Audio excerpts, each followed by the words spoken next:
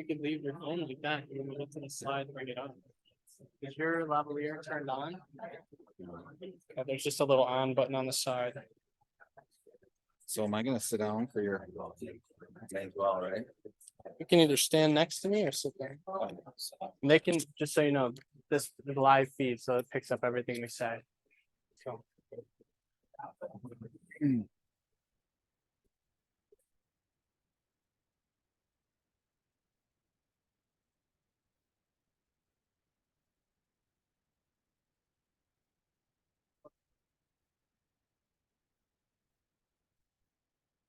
Everybody hear me okay? All right. So good afternoon, everybody. Thank you for attending. My name is Matthew Smith. So I'm a planner at the Tug Hill Commission. Started working for the commission a little over a year ago, and I had been intrigued by the historical presentations that were being conducted. Shortly after I started, I was asked to take on one of these historical webinars about a topic I knew very little about, the Glenfield and Western Railroad. I was told there was a lot of interest, but not much known about the railroad. Luckily, we were introduced to someone who had knowledge about the railroad and had a camp along the railbed just outside of where Page used to sit. His name is Mr. Charley Sweredoski. Just a little bit about Charley. Charley Sweredoski is a local resident interested in the history of the Glenfield and Western Railroad, helping to research the timeline of events, compile pictures, and reach out to families on the Hill to collect personal stories. He has distant family connections to Page, with his great-great-aunt being a school teacher there. He now owns a camp along the old railbed where the community of Page once stood and has regularly utilized the path carved by others over 100 years ago for hunting and fishing. Charley's passion for the preservation of G&W's history in a way that both present and future generations can learn about is inspiring to all of us that it starts at the local level to preserve the unique history of Tug Hill. So with that said, thank you, Charley. Now I'd like to briefly explain how the presentation will go. I will be playing the part of the narrator, so I will read the long text slides. Charley will be explaining the pictures. We ask that you please hold your questions until the end, where we will have a Q&A session. In the middle of the presentation, we will have a short 10-minute break just to allow people to get up, stretch, grab some snacks. Like I said, snacks and water over here. Help yourself, please. Lastly, the information in the presentation is compiled to the best of mine and Charley's ability, the timeline, and all of the pictures. We tried to be as accurate as we possibly could. So now, Tug Hill Commission is proud to present the Glenfield and Western Railroad. It's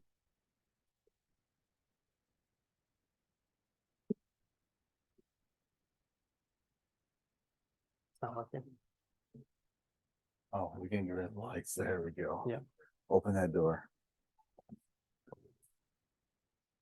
think you need to be in full screen. Why not? I got Screen mode? Oh no. Did you just do that? I did that. Got it? You're using those bottom and up and down ones? Yeah, for now work. Oh, is it on? Here.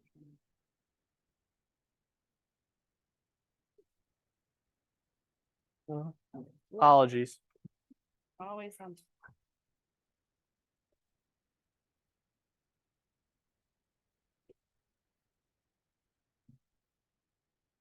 Because I think because there's like this on the bottom. I don't know how to move that stuff. I don't either. Well, Are you're in slideshow mode? how it looks. So, See if it works now. no, I'm not sharing my screen. Oh, so it But only yeah. works if you're not sharing your screen. Let's try it again. Yeah, that came out. Screen. Screen. Well, you have to. So maybe we'll just look to you and you can advance it. Share screen.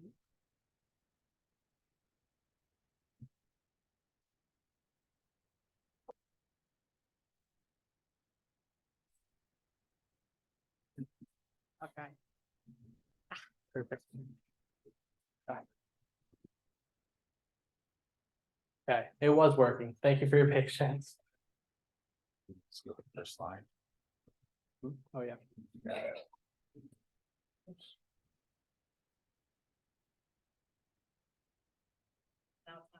No,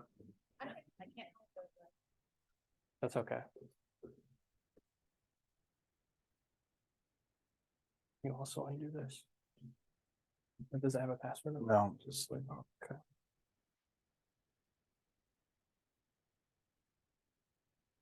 No.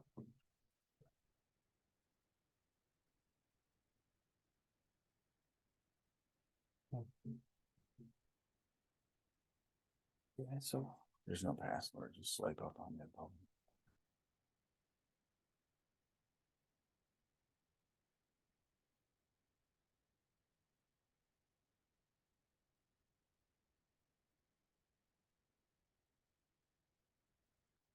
participation. Okay. We're all set? Okay. All right. Take it away, Charlie. Okay, so I'll walk through these best I can. It's gonna take me a little while to kind of get my flow, so. So this is a pretty common picture. A lot of people probably seen this. This was in August of 1928 this would have been when Keystone actually owned the railroad. I think there was about 16 log trails, the cars, logs, and the caboose. The picture does say it's on Big Springs Curve. I'm not sure exactly where that was on the actual railroad.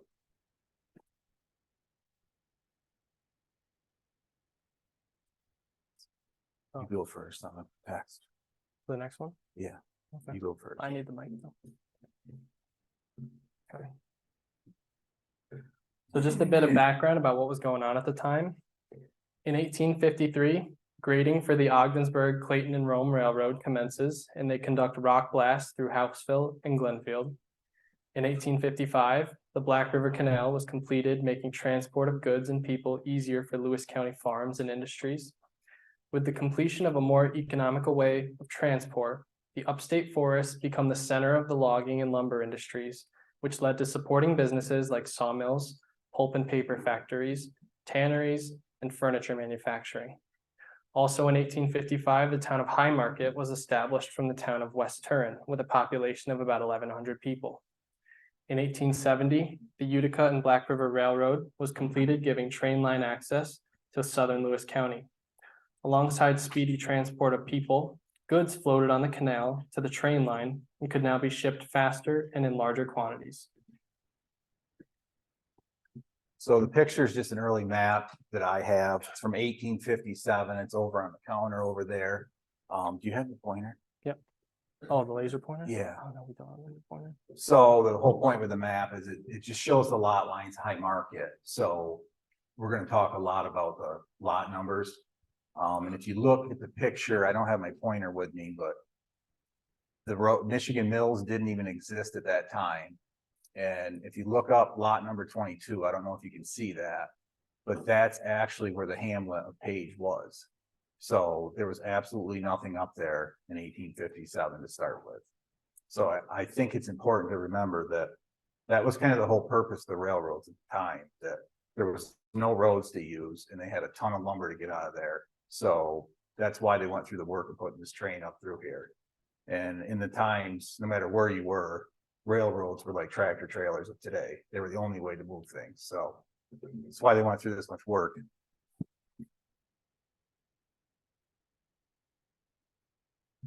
So chapter 1, the beginning.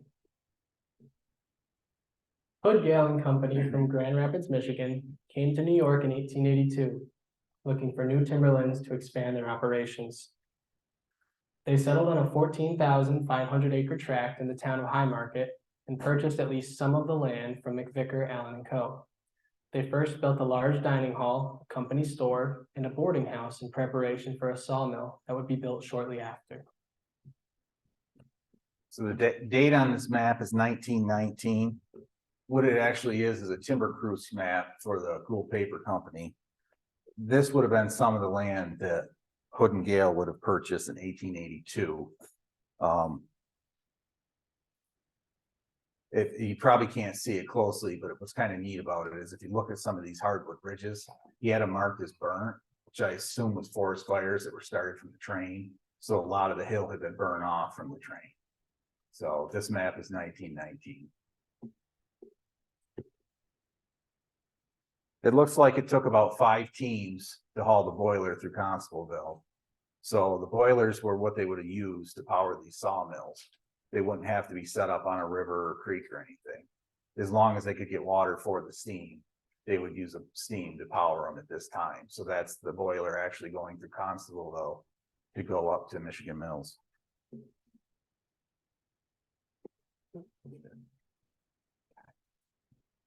In 1886, the company built a large sawmill in the western section of the town of High Market, which was named Michigan Mills.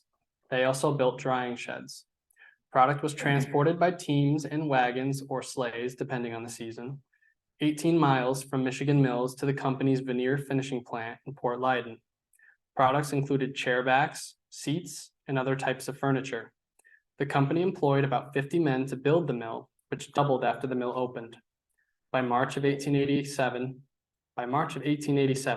the mill was cutting about 20,000 board feet of lumber per day, and by August of the same year, they were cutting double that, about 50,000 board feet per day.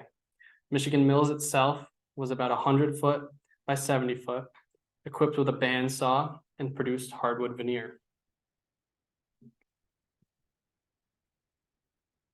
That's the sawmill in Michigan Mills. That's the only picture I have of it.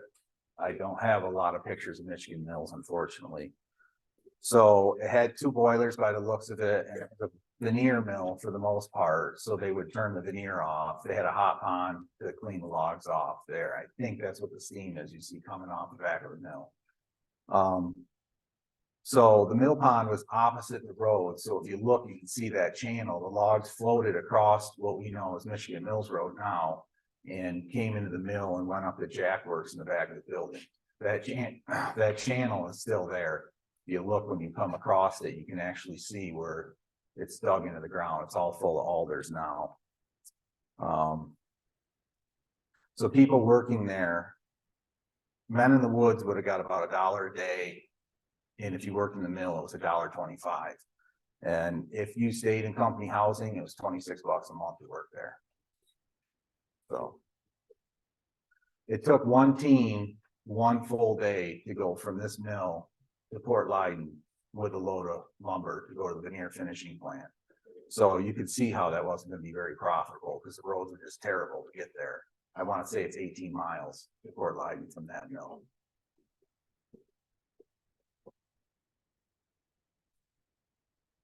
The long haul of delivering materials and goods over terribly slow roads was beginning to become costly. So Hood, Gale and Company approached the people of Boonville with a proposition to run a railroad from the mill to Boonville via West Leyden, which would cost no more than $100,000, and Hood and Gale would finance 1/3 of the project if the citizens would finance the other 2/3. Boonville held little interest, but businessmen in Rome were indeed interested. They took the mill railroad idea and created a much larger project called the Rome and Carthage Railroad. Meetings were held about the proposed stops. The proposed stops were Rome to Lee Center, to Point Rock, to High Market, to Constableville, Turin, Martinsburg, west of Lowville, Copenhagen, and finally Carthage. Many people were excited by this proposal.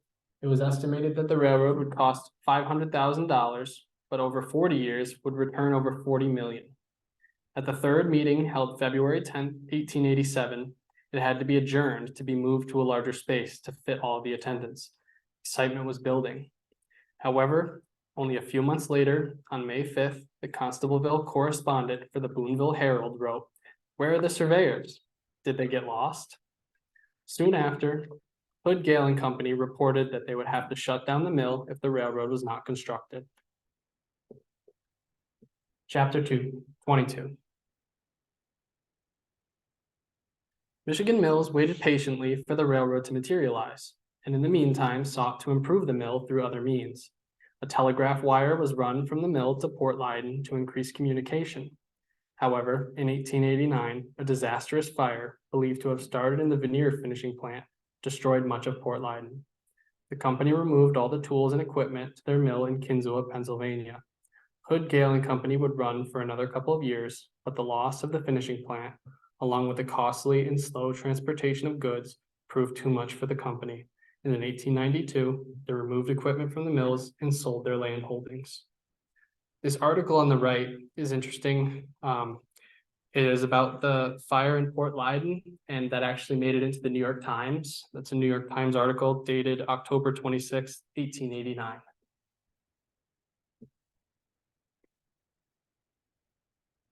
Hood and Gale sold their land holdings to another Michigan-based company, but only for a short time. Then in 1892, the land was sold to Page, Fairchild and Company out of Oswego, New York. The new company retrofitted the veneer mill and Michigan Mills to saw dimension lumber, and soon the community had a company store, a boarding house, and a few residences. What was then known as Michigan Mills was renamed as Page after the new ownership. After a short time, a new sawmill was built about 5 miles northeast of Michigan Mills on Lot 22 in the town of High Market. Simply enough, the new mill was called 22. Page and Fairchild were also not immune to the costly nature of moving timber lengthy distances, and so in 1900, they built a wooden tram road with horse-drawn carts between both of the mills and up past Page for 4 miles into the town of Martinsburg. The tram road ended at a hamlet called Number 6, as it was located on lot number 6 in the town of Martinsburg, better known as Maple Ridge. Most of the route was downhill, making the full lumber carts easier to transport. Once carts reached number 6, they had to be unloaded and reloaded onto wagons or sleighs to get the lumber down to a location in East Martinsburg, currently Mark's Farms, to then be unloaded and reloaded a third time into railroad cars for shipment on the Utica and Black River Railroad. Okay, this is just the close-up view that I was looking for of that map. So if you look, I don't have my pointer with me, but if you look above the G, that's lot number 22. That's where the second mill sat and would eventually be the town of Page.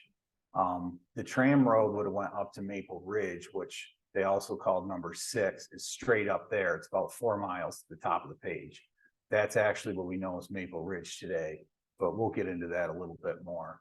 If you look down at the bottom of the map, you can see that's Michigan Mills Road to your right, whoever's running the cursor. Yeah, so that's Michigan Mills Road.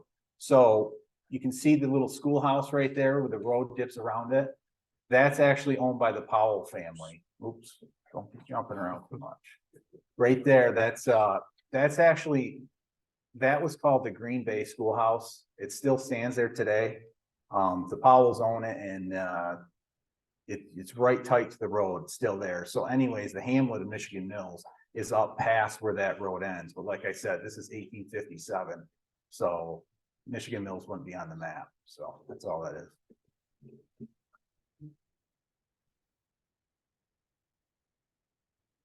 This is a little bit closer view of 1919 map. You can see the wooden tram road. We have the red dots on it. So that started in Michigan Mills and went up to the mill at lot number 22. And you got to remember that at this time, there was not a railroad there. And then it eventually went up to number 6 or Maple Ridge. There's a camp on that. If you look, it says number 49 camp. I think it's right where it says tram road. You got the cursor. Yep. So that was actually Bill Mackey's camp, I believe. There's a few guys that still know where that is. If you look down at the bottom of the map, you'll see where this says the Gilligan family. So they were one of the first Irish settlers in the area, I think around 1840s. They had a pretty good size, like a 500-acre farm there, and they would supply teams of horses to the mill. Michigan Mills Hamlet sits at the bottom of the page. At its peak, there was about 15 buildings in the hamlet. So it's right in the bottom with a big box and the arrow.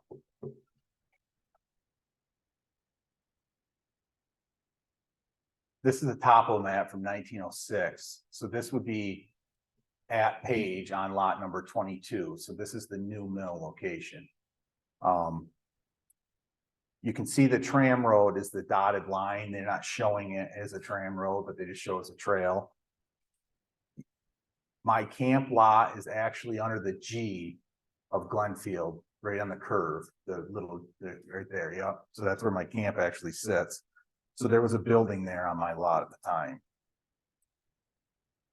You can also see that this map in 1906, they hadn't got past Page yet. So eventually when the railroad was to Fish Creek, the railroad would continue, but it stops, and it was just like a wagon trail past the village of Page.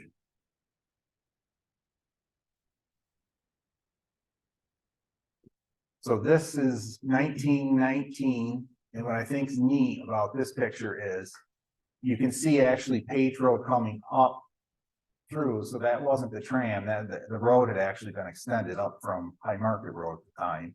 And the angled line is actually going to be the tram road.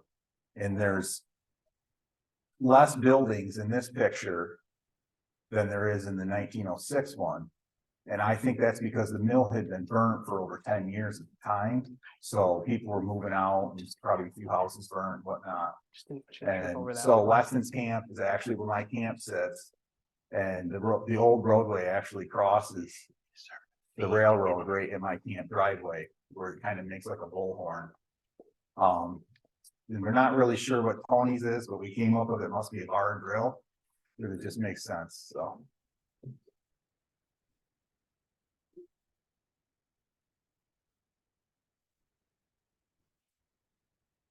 This is the actual tram road going through a swamp. I assume they would have to drive the piers down to hardpan to get it to hold in that wet ground. This is just typical of Tug Hill ground, anyone that knows. It's just full of what we call flow ground. It's so flat, the water just sits everywhere. So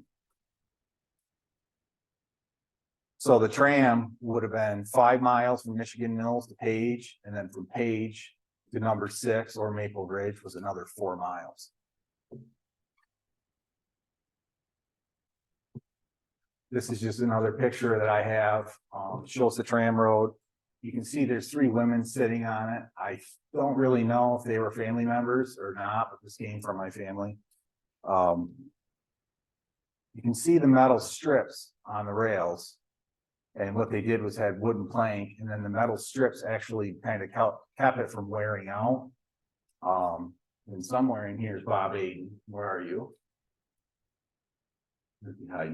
Bob told me they were caught in this area. I don't know what year it was, but when they were skidding the wood out, they were actually catching some of them metal strips that were just laying in the ground, bringing them out with their hitches, not intentionally, but they were just getting caught on the trees on the way out. So kind of neat.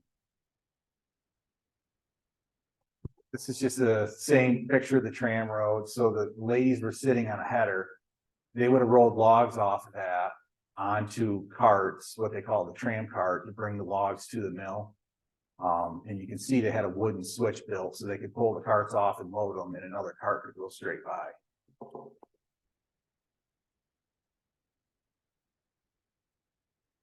They must have used the tram road for more than logs, because this looks like a Sunday picture to me. I think it's a pretty cool picture because they're all dressed up. You can see the fly nets on the horses, and you know, the whole family sitting there, and that little boy looks like he's going to get a black fly right in his mouth. It's wide open. But kind of a neat picture with the fly nets, because I'm sure the bugs would be terrible. But you can see how skinny the horses were. I think most all the hay they would haul up to feed their horses from better cropland, because there was very little hay unless it was in a beaver meadow or something up there, and it wasn't a great quality, but you can see how skinny the horses are.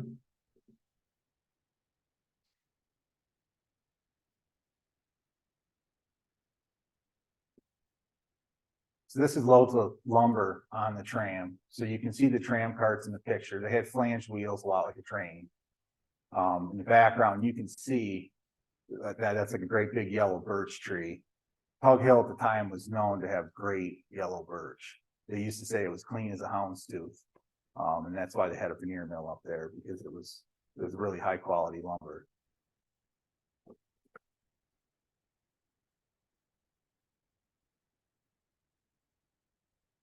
So in this picture, you'd be looking northeast at the mill at number 22. So this is a pretty early picture. I want to say it's around 1901. And the reason I know that is because there's only one smokestack. Later on, when they closed up Michigan Mill Sawmill, they brought everything up and doubled this mill, made it bigger. So that was around 1901. You can see a little bit of the slab conveyor coming off the back of the building. You know, there's a few guys sitting there eating lunch or something, but what gets me with these pictures is there's always stumps in the landscape. This stuff was built so fast, they didn't even clear the ground off. You can just see every picture, it's just covered in stumps. But so that would have been around 1901.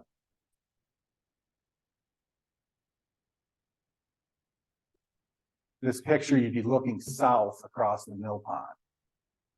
So you can see the logs floating. You can tell that the jack works is at the back of the mill. So this is a later picture. I think this one is between 1901 and 1907, because you can see there's 3 stacks now. They were running 3 boilers. So they doubled the size of the mill. So that knoll to the Brandy Brook guys, the camp, Brandy Brook's cabin sits right on that knoll.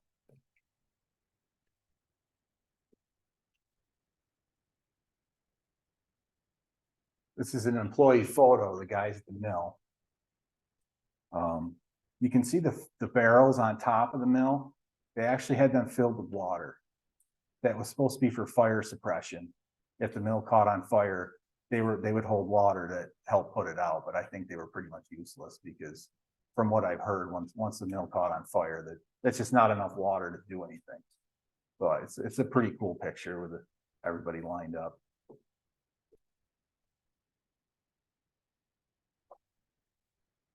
This would have been tailing a bandsaw up at the mill.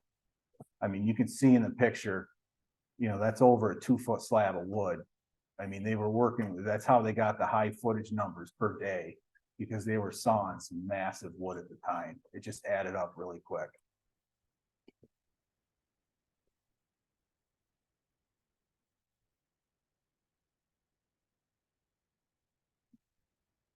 Even with the measures taken to alleviate costs, Page, Fairchild and Company realized the necessity for a railroad up to Tug Hill. In 1900, Glenfield and Western Railroad Company was formed by Page, Fairchild and Company and the Carthage Pulp and Sulfite Company with a capital stock of $295,000 and chartered by the state to build a standard gauge railroad for the purpose of hauling forest products, general commodities, and passengers to and from Glenfield to the township of High Market. After the railroad had been decided on, sawmill at Michigan Mills was moved to the new hamlet 22, where it was combined with the new and larger mill. As more people moved to 22 to work in the sawmills, they began calling the new settlement Page, which created considerable confusion. When the post office moved from the old Page, Michigan Mills, to the new Page, 22, the old area reverted to its name of Michigan Mills and faded in population over time. This would have been the boarding house at Page. It was either called the Grove or the Forest Hotel. I've kind of heard it either way. I don't know if it changed when it changed hands, the name of it. You can see the piles of slab in the front. Probably everybody heated with it because there would have been an overabundance of that. I kind of like that one picture on the right, because if you look at the roof, you can see it's actually just inch boards. They didn't use any tin on their buildings. Everything was just lumber because they had probably a ton of it and it was just cheaper to use. I read at one time it was ran by the joint family, but I think it changed hands quite a few times.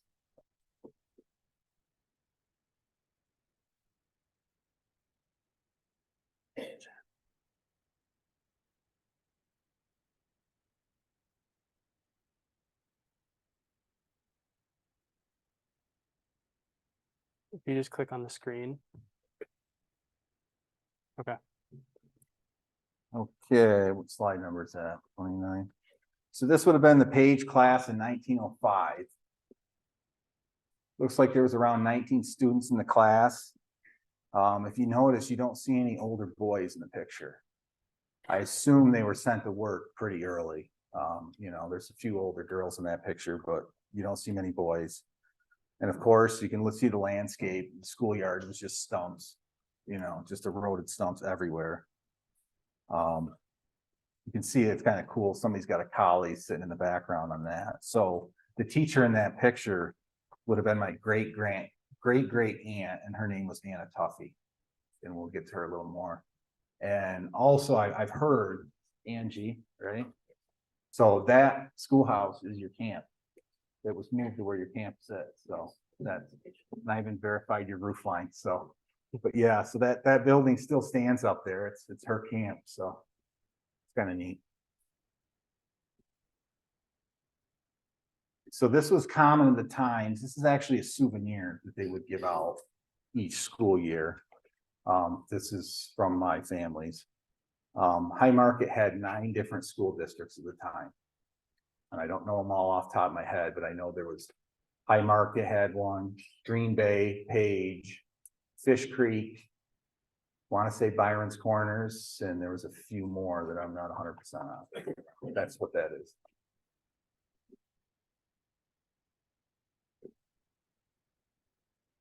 That's the company store. So it was the company store, post office, company office, and it was also the home to the Babcocks. So you're going to see a lot of pictures of Louis Babcock. He was Gould's son-in-law. He married his daughter.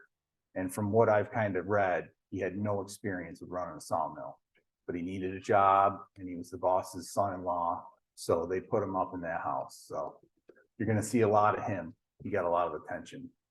But in that picture is George Loomis ran the store, and I'm not sure who Mr. Eastman was. So from what I've understood, they never really paid their employees.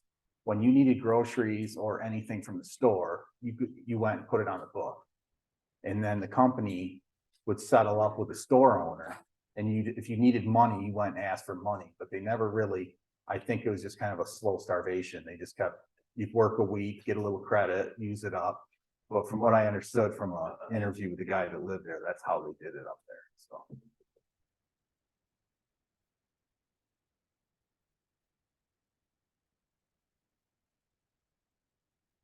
So chapter 3, the railroad construction begins. This is another New York Times article that talks about the incorporation of the Glenfield and Western Railroad Company and just lists out a little bit of things. As I mentioned before, it says that it was standard gauge. Again, just very cool to note that the news about the railroad was regularly making the New York Times. Planners, surveyors, and engineers began looking at the best route for the proposed railroad and decided it would take the path through the rock cuts of the never completed Ogdensburg, Clayton, and Rome Railroad. Competition from the Rome, Watertown, and Ogdensburg on the western side of the hill made it so the railroad in the Black River Valley never materialized. The unforgiving Tug Hill winters proved to be a major challenge as the snowdrifts would fill in the rock cuts, even with 1,190 feet of 6-foot-high snow fencing to prevent that very outcome. In 1901, construction began as hundreds of men, mostly Italian immigrants, were hired to work the railbed. Many of them had worked on other railroads and canals before. Unfortunately, they had not experienced a Tug Hill winter or the black flies and mosquitoes, which were relentless. Many of these workers would leave due to the unforgiving conditions. The Glenfield and Western Railroad reached Page in 1901 and eventually reached what was known as Monteola in 1907.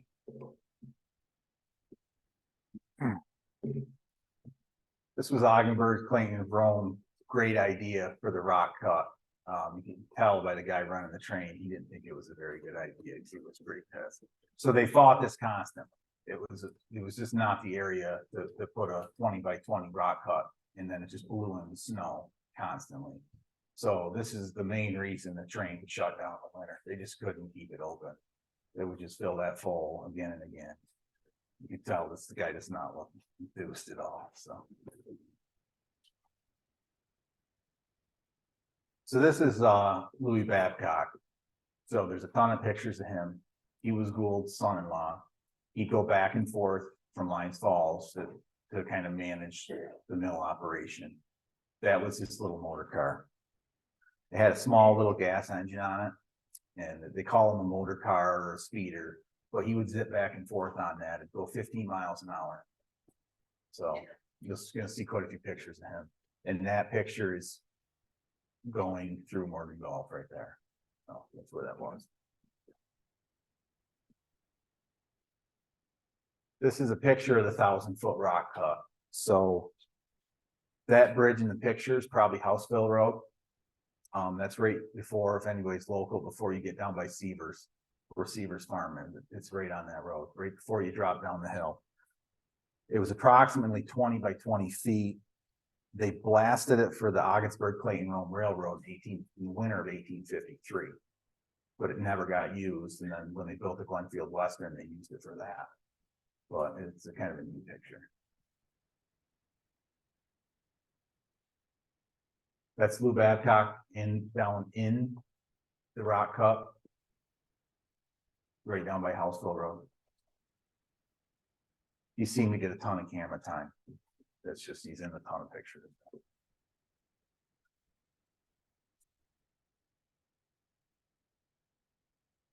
The main office and shops of the Glenfield and Western were located in Glenfield, and there it interchanged with the Utica and Black River Railroad, part of the New York Central System. An engine house, 32 by 65 feet, was constructed in 1901 to house the locomotive and do repair work.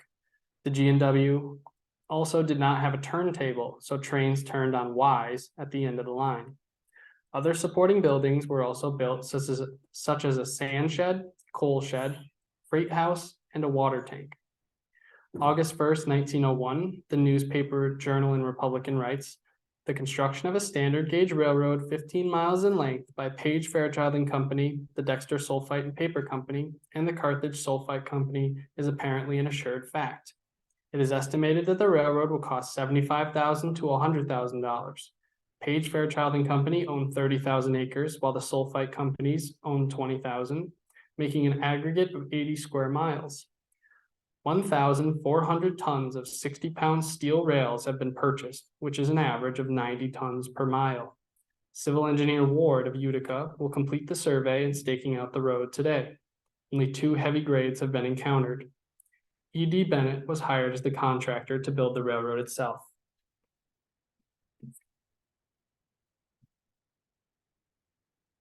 So this is the map that's on the back wall here.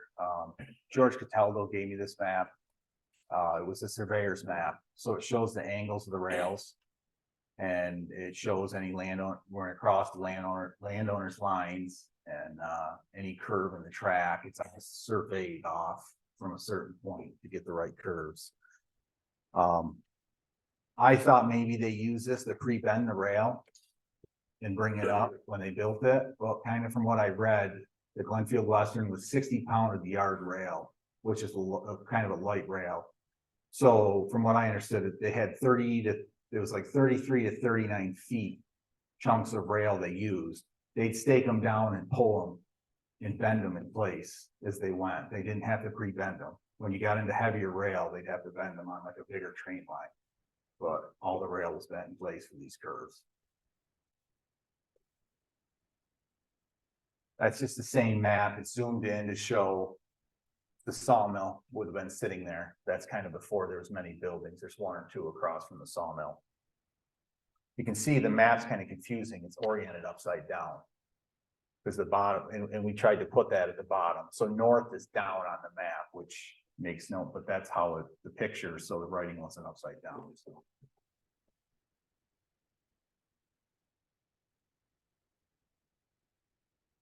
This is the opposite end of the map. So you can see at the time when they did this, they stopped it at the town line, which became Monteola. So that's when the rails, when this map was made, the train kept going originally. There were spur lines farther, but at that, when this was drawn up, that's where they'd ended it. And that thing that kind of looks like a snake right there is where it crosses Fish Creek. They went to Fish Creek and then they went to the town line after. Just go back. Sorry. Just so like you see the angled lines, them are actually great lot lines. So when we talk about number 22, number 6, I want to say they're about 250 acres, which probably somebody owns a few great lots in here, they know exactly, but I think they shot for 250 acres apiece.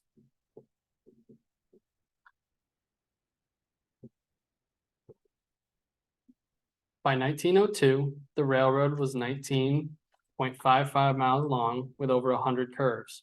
Less than a half the length of the railroad was straight. The steepest grade was 277-foot elevation rise to the mile and was noted as the railroad with the most curves and the steepest railroad in New York State by an official railroad inspection report in 1903. At that point, the railroad had 30 bridges, 13 cattle passes, 43 culverts, and 15 retaining or diversion walls. Rails were 60 pounds to the yard, and there were 2,600 ties per mile. Chapter 4, Buildings and Rolling Stock. 1902, things seemed to be running well for the railroad and for Page, Fairchild and Company. However, There you go. It's good. thank you. In 1902, things seemed to be running well for the railroad and for Page, Fairchild and Company. However, in November of 1902, the company, for unknown reasons, decided to sell the forest land holdings, including their interest in the G&W Railroad, to the Gould Paper Company of Lyons Falls. The transaction was reported to be the largest real estate transaction in Lewis County history at the time. Page reserved the 100-foot right-of-way of the railroad, and the Dexter Pulp and Paper Company retained their ownership in the railroad, as they still had large tracts of woodlands. Yet again, another New York Times article talking about this sale. This is dated November 25th, 1902.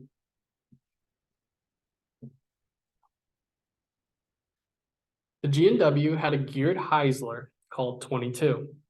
They also bought a 260 engine number 70, but it proved to be too long to handle the curves of the railroad, even after trying to install extra rails on the back wheels to carry the engine around the curves. I assumed this would have looked something similar to training wheels on a bike. The report of rolling stock said the line had 6 flat cars, 3 push cars, and 3 Sheffield motor cars. It also had a Ford Model T that had been equipped with flanged wheels at the company's shops to run on the rails. They called it the jitney, and in today's terminology, it would be called a high rail or a speeder. In 1909, G&W ordered a rod-type locomotive specially designed for the line from the American Locomotive Company in Schenectady. The engine had a 460 wheel arrangement with 50-inch drive wheels, 18 by 26-inch cylinders, and weighed 123,000 pounds.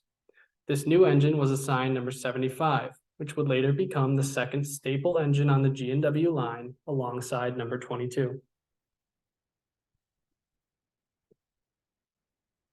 That was engine number 22.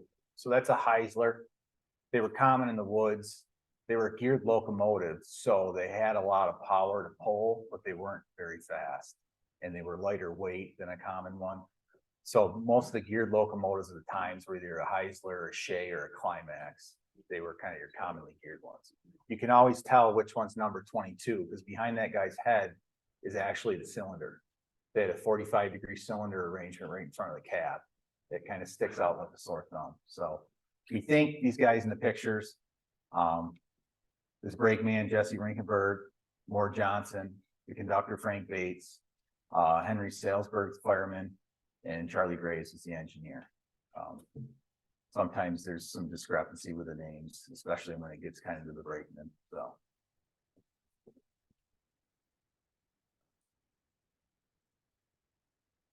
That's the same picture, just on a postcard.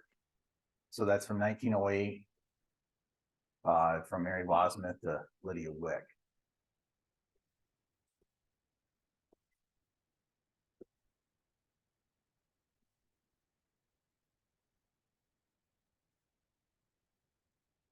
That would have been number 22 with a load of logs on. We're not sure, we tried to figure it out, but we're not quite sure who this guy is in the picture.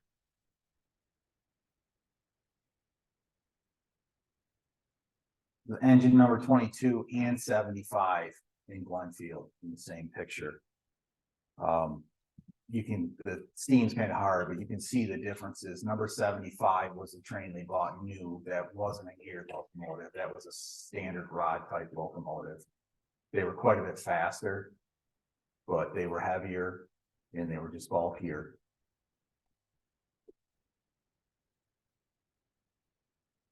That's a better picture. That's probably the clearest one we have. That's number 75 at Fish Creek. So earlier when Matt was talking about that 460 wheel arrangement, what that actually means is the first number 4 is your front wheels or pony wheels. So them are undriven wheels on the front of the train. Your second number 6, that's 6 drive wheels. So you see your 3 drive wheels under the cab, double it, that's where you get that number. And then 0 means there's no trailing wheels behind the drive wheels, which I assume they couldn't have that long of a train because there were some pretty tight curves in this line, and they had trouble with it. That's why they had to get rid of number 70. But they were kind of a short train, but the bigger the trains got, the more wheels they put on them. But that's what that 460 means, so.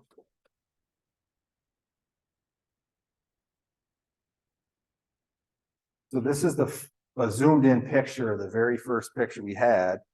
And I just got this from a guy here. He had the names for these guys pretty good.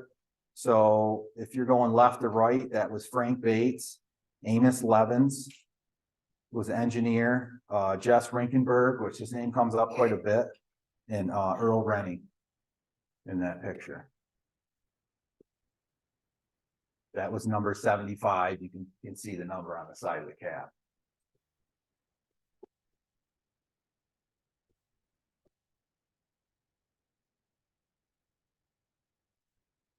Gotta get my slides straight here.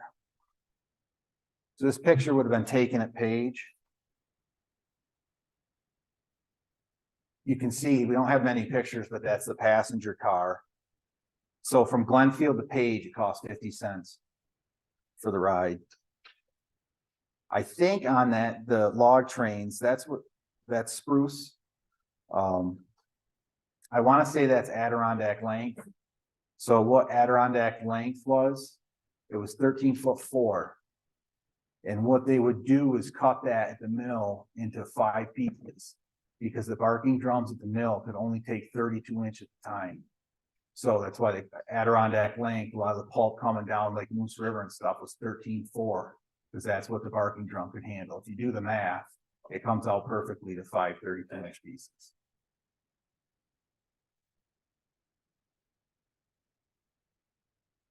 That's Lou Babcock on his motor car.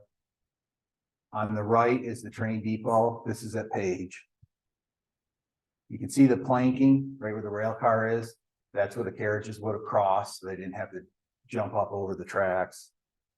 And if you look close, I don't know if you tell, but there's a pole on the left, and the phone line went over the railroad, and somebody had some shirts hanging on it.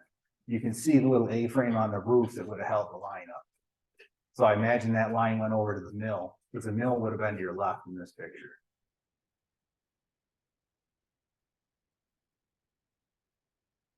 Once again, it's Lou Babcock.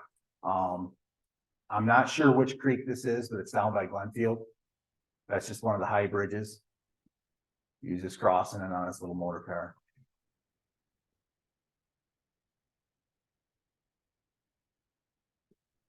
This was the Ford Model T they had converted to run on the rails.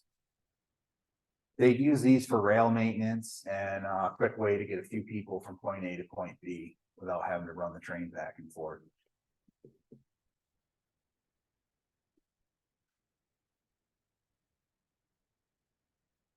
There's a story that the company ordered 2 Ford Model Ts from a local dealer and had them shipped up to Page on 2 flat cars.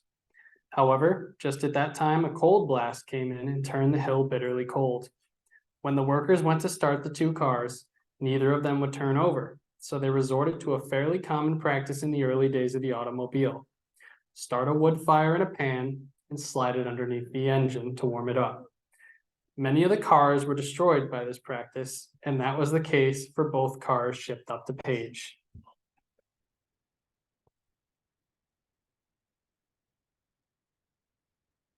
This is a winter scene at Page. We don't really have many winter pictures. They pretty much ran a skeleton crew up here in the winter. The mill would shut down. There'd be guys working in the woods hauling logs, but they would be mostly out in log camps in the woods. So there wasn't really a ton of activity. So this is a Russell snowplow. They were established in 1893, And the Russell plows were known to be the best in the business for locomotive plows. They were built in Ridgeway, Pennsylvania until 1951. They were building plows for trains. That plow weighed 52,000 pounds and was 35 feet long. And I think the next slide shows it a little better. This is a little bit clearer picture of the plow. It's not quite as zoomed in. So that was a postcard from Evelyn Wasmuth, which Scott Markham's in the group, right?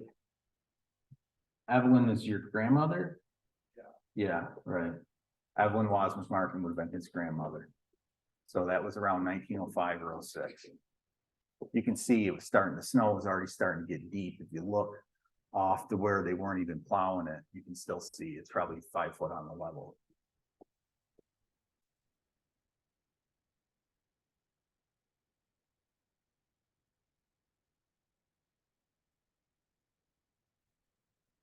So this was the tram road, just a winter scene page. This was sent, this postcard was sent around, was April 7th of 1909. It's kind of neat. It's a postmarked page, New York in the top corner. Because there was a post office there.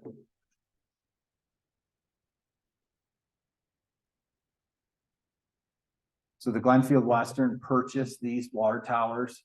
They were 10,000 gallons and they were made out of cedar. Sheffield Morse was who actually built the tower for them.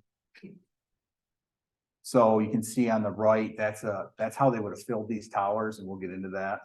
But the concrete box that pump sits in still sits down in Alder Creek just before the village up there. And the footer for that tank is still there too. So this is what they filled the water tower with. These were called a Rife hydraulic ram. These would pump nonstop. You had to be 3 foot below your inlet water, and I'll get into the why that is. The valves on these would cycle from 25 to 100 times per minute. You could size these pumps from 3 quarts to 800 gallons a minute. And obviously this didn't require any kind of power. There was no water wheel. This ran itself. And I'll try to explain how it did it.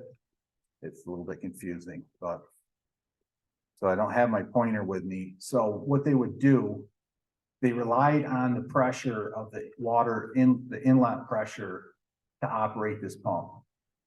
So you'd have a long metal inlet pipe, and it had to be straight, and it would shoot into the bottom of that pump.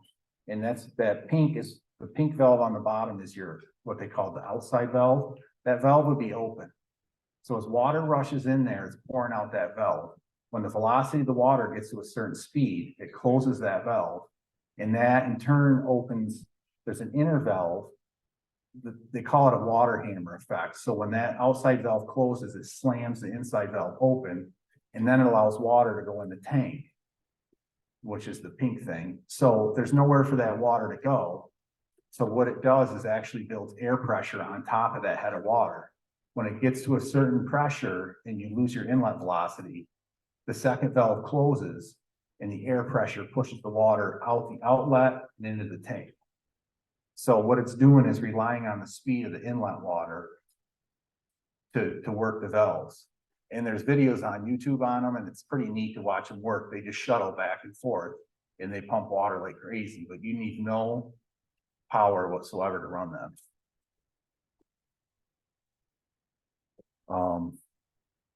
So I read on it, they said that for every 1 foot of drop on your inlet pipe, you can pump water 25 feet. So it's really amazing how much power that would make. And you can still buy these today. There's guys on YouTube that set them up all in their backyards and pump water to their house and stuff, but it's a pretty neat little concept how they did it. But that would just run nonstop and just fill that tank.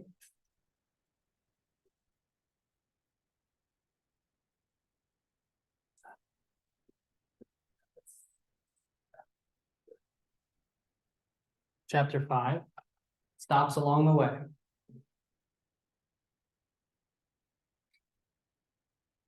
This is one of my pictures here. This is probably one of my favorites. This is a later picture in the mill. You can see the 3 stacks, so it's a later picture. They combine all the equipment into one mill. You can see that the box cars getting loaded with lumber. They were maybe making rail ties. That was going on the open car. That rail to the right would have went out to the mill pond, which we'll get on that a little bit more. You can see when I got this picture, I kind of was a little confused because that rail car says Boston and Albany. And I thought maybe they bought it used, but from what I understand, the box cars would go from all over the country, wherever they were, they'd hook onto them and take them places. I don't know how they kept track of them, but they just churned around the country to different places. Because if you, a lot of these pictures, they're just all different rail lines for the box cars. But the flat car, you can't see it, but if you zoom in, it says Glenfield Western Railroad, right on the flat car with the things, but. You can see they had the whole mill yard was playing. I assume they did that so they could stay out of the mud best they could. Because they would have been walking around loading them little tram cars with lumber constantly. So.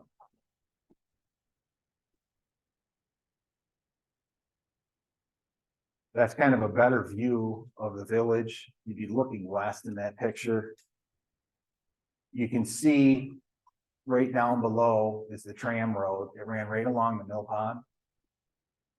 I kind of half wonder if they wouldn't haul logs on the tram cars and get them to the edge of the pond and then dump off the tram car in the pond to get it to the mill. You can see the slab conveyors kind of going out in the middle of nowhere. The boarding house is the long building in the background. I think the company store was the one on the left of that. You can see the piles of lumber they had sitting there waiting to get piled onto the rail. And of course, you can see there's just more stumps. There's tons of them in the background. That's what all them, it's like landmine stuff.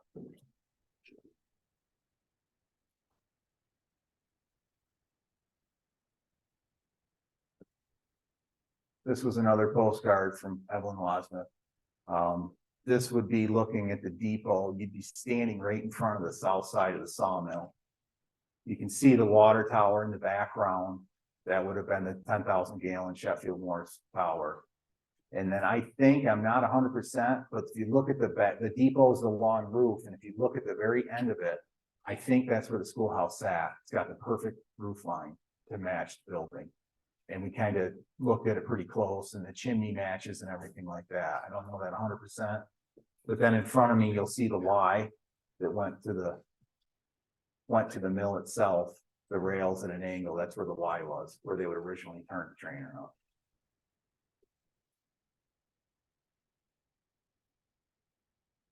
This is just a little bit closer view of the postcard that we just looked at.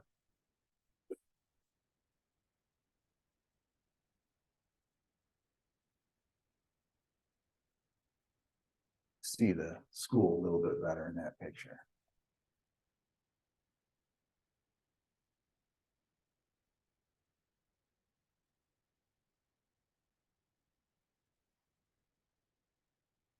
This is a picture of number 22 again. This was at Page. So you can see the 3 tracks that were right in the middle of the town. So the first track to the left would have been where they push the rail cars over to the depot to get loaded and unloaded. The middle track was straight through, so it would have went right straight through town. And the one all the way to the right curved and went up to the mill. So they would have had switches right there in the middle of town to direct the train which way it needed to go. You can see some of the houses in the background. They didn't have very big houses.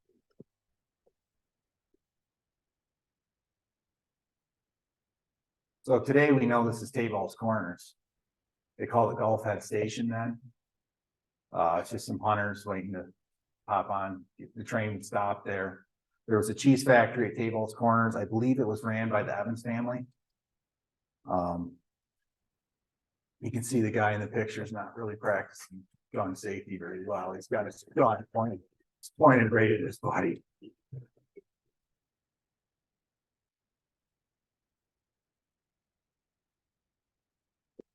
So this building is at the bottom of Morgan Gulf. Probably a lot of you know where that is. This may have been the depot at Morgan Gulf, or it may have been the Morgan Sawmill. We're not really 100% sure, but the tracks ran right in front of it. So I'm assuming it's a pretty old building. It just looks like it belongs on a train track, so. That was the railroad station at Glenfield. You can see it was quite a bit better built and a lot larger than the one at Page.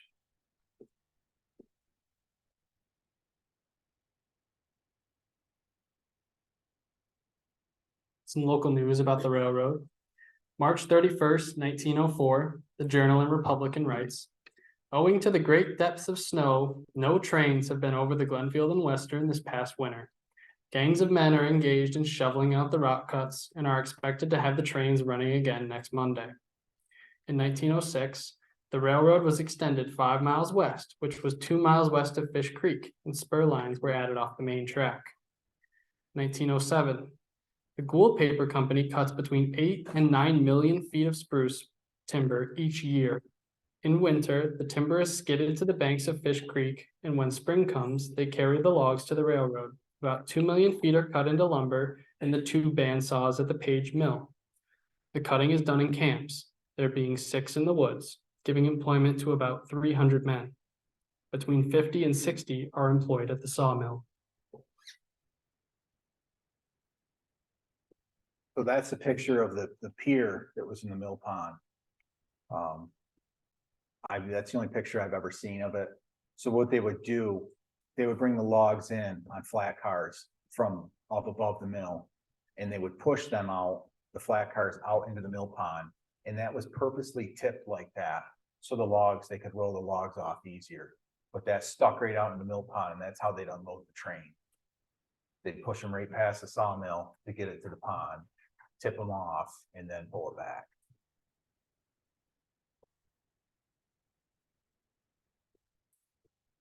In 1907, the Gould Paper Company sustained a loss of $30,000 to $35,000 Monday night by their destruction of their sawmill at Page, upon which there was no insurance. Fortunately, the wind was in the west and the flames were carried away from the lumber piles. A Glenfield and Western Railroad flat car, loaded with 30,000 feet of lath, was destroyed. The mill was a frame structure 45 by 120 feet and 2 stories high. So that's pretty much the rubble that was left after the mill burned. Them big barrel things are actually the boilers. So for the Brandy Brook guys, Steve's over there, your driveway is right there. And off the edge of your driveway, that big like brick where the boilers are sitting is still, it's still there. And some of the chunks of iron are still there. There's a little, we believe it burnt in 1907. Some of the books you'll read, it says 1909. But what we noticed is one book copied exactly what the other book said verbatim. And I have an interview that was done with a guy that lived in Page, and he clearly says it burnt May 1907. And I can show you on other postcards where they were cutting, we'll get to it, where they were cutting ice on the abandoned mill pond, and it was 1908. So I would assume they were calling it abandoned because the mill was gone then. So that's, we're going with 1907, but if anybody reads enough and they've seen that, there's a little discrepancy there.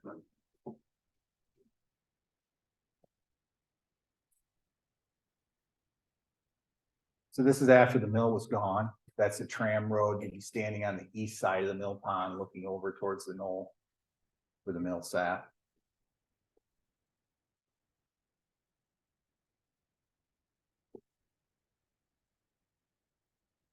Okay, it's at this point in the presentation that we'd like to take that 10-minute break to get up and stretch. The time right now is 1:08, so we'll begin the presentation at around 1:18. Thank you. Yeah. And she was born in 1904. Really? Yeah. So the last name was Lawrence? Lawrence. I don't know if I've ever come across that. Yeah, her father's name is John. And my grandma's name is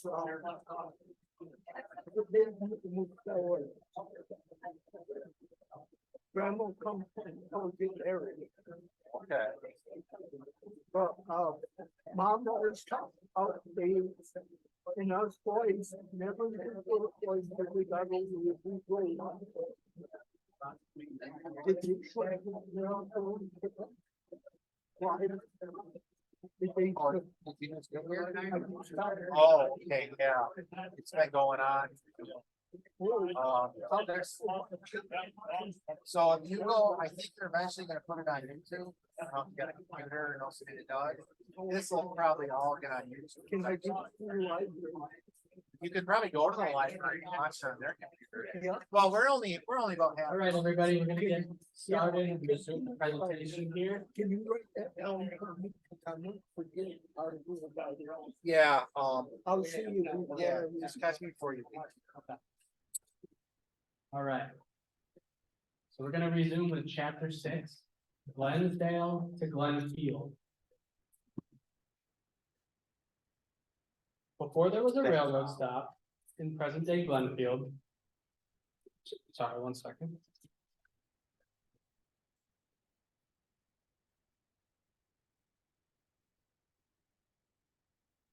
Gotta make sure people online can hear me. Okay, before there was a railroad stop in present day Glenfield, a hamlet known as Glensdale was the business and social center of the area at the time. Glensdale sits about a mile northwest of current day Glenfield, with the introduction of Glendale Station as a stop on the Utica and Black River Railroad in 1868, which was located in modern day Glenfield.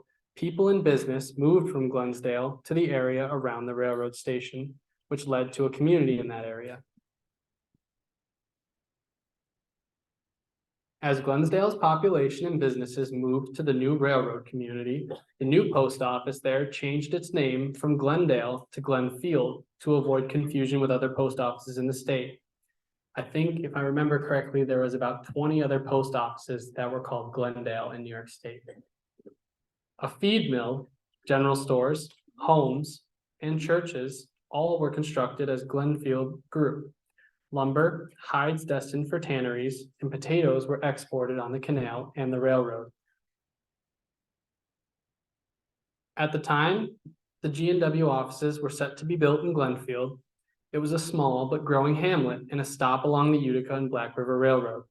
G&W's rails would connect to the broader system of the Utica and Black River Railroad to allow for products to be shipped farther out of the area. Not long after, Glenfield and Western built numerous buildings in Glenfield, including a coal shed and a freight house.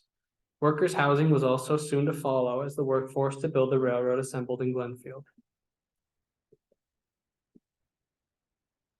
This would have been the engine house of Glenfield. You can see there's another one of the 10,000 gallon Sheffield Morris water tanks. So there was a water tank in Glenfield, Fish Creek, and at Page. So the train could only run so long, and if they ran out of water, it wasn't a good day because it was low. So they would be placed where they loaded, and I think they'd be filling the train up as they loaded.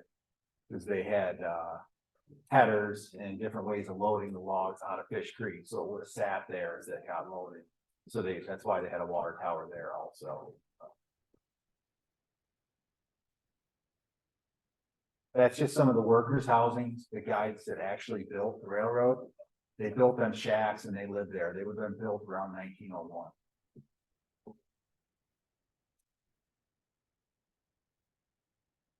This is Glenfield Square. You can see the train depot. And to the left, the train's sitting there with some empty log cars. I think the brick building in the back may have been Wetmore Folding Table. The Wetmores actually had a big sawmill just above Page on Maple Ridge. And they had a patent on a folding table. And they hired Glenfield Western to bring their logs off their timberlands up around Page to come down, and they had a mill and everything down here. They built folding tables.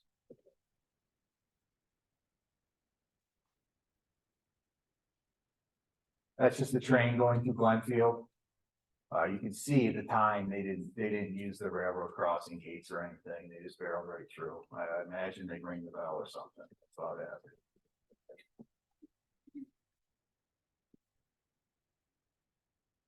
That's Main Street in Glenfield. You can see the street was still mud. But the buildings were a lot fancier than up on Page. There was a lot nicer built buildings.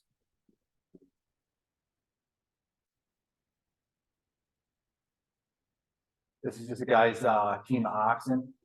We're not really sure 100%. I think these might be Wetmore's oxen, not Whitmore's. But it's just down on the rail.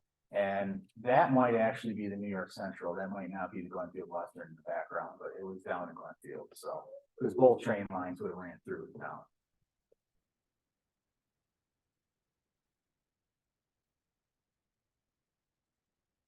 In 1918, Dexter Sulfite Pulp and Paper Company had harvested most of their softwood on their Tug Hill holdings.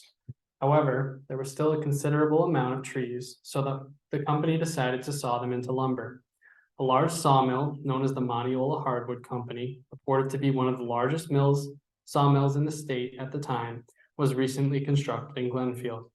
Technically, it was two sawmills next to each other, each equipped with a bandsaw, a resaw, an edger, a slasher, a trimmer, and a planer. The logs were shipped down off the hill via G&W and dumped off the cars into a hot pond, which melted any snow and ice off the logs and washed any dirt off them. The saw operated through spring, summer, and fall, but during the rough winter months when the trains couldn't operate, the low supply of logs was not enough to satisfy the appetite of the giant mill. Chapter 7, Accidents and Mishaps. Snow was a major problem for the railroad, just as it is for us today. A Russell snowplow was pushed by the locomotive to clear the snow. In the event that was unsuccessful, areas like the rock cuts were shoveled by hand to clear the snow. That's a log cabin up on Tug Hill. It's a picture I have. I don't know if it's exactly in Page, but I think it's a pretty cool picture to show the times. So you can see how deep the snow is.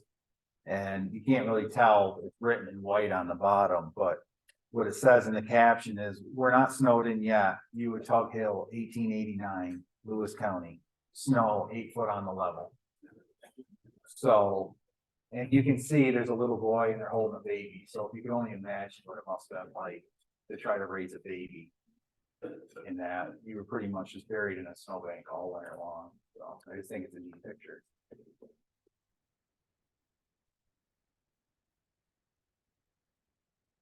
So this is another postcard. This is just two guys that were loading a sleigh. You can see the one kid's got on massive wool mittens. You know, they were probably cold, sweaty, wet. Just they were wool mostly, so you could imagine by spring it's pretty ripe. What I can think is kind of interesting. So the average lumberjack in these times would eat about 9,000 calories a day. And they would just maintain their body weight. To put that in perspective, a professional endurance athlete, they usually give them 7,000 calories a day.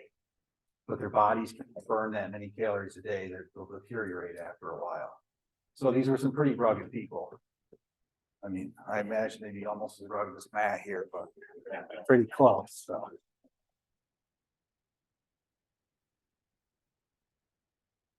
Thank you for that, Charlie. You're welcome. This story comes out of the Glenfield and Western Railroad by Brian Mumford and Frederick Snyder. This is the text version. I will read the whole text version. However, I'm going to put a picture up so we can better imagine.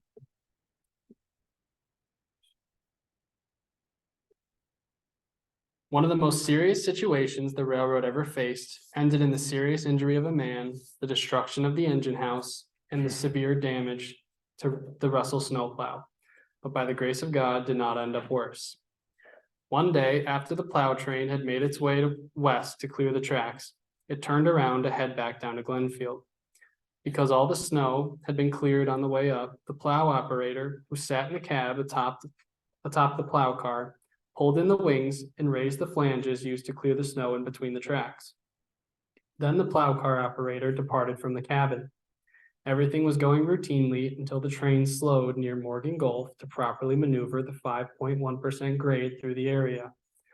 Then, for an unknown reason, the plow car, without an operator to deploy the brakes, decoupled from the locomotive, and was free to begin speeding down the tracks towards numerous crossings and eventually the village of Glenfield.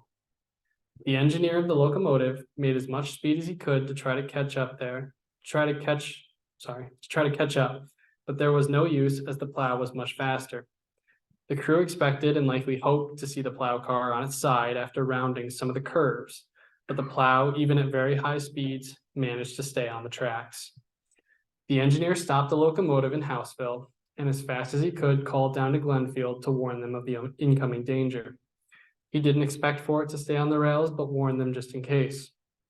When the operator in Glenfield actually received the message, the only words the engineer in Houseville heard were, "Look out for it. Hell, it's already here."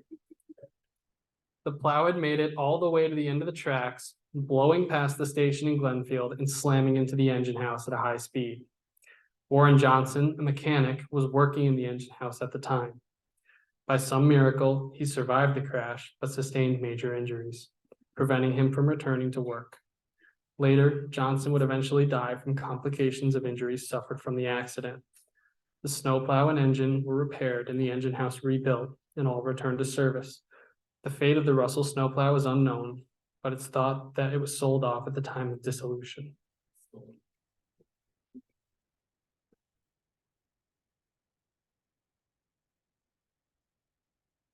This is another story from that same book.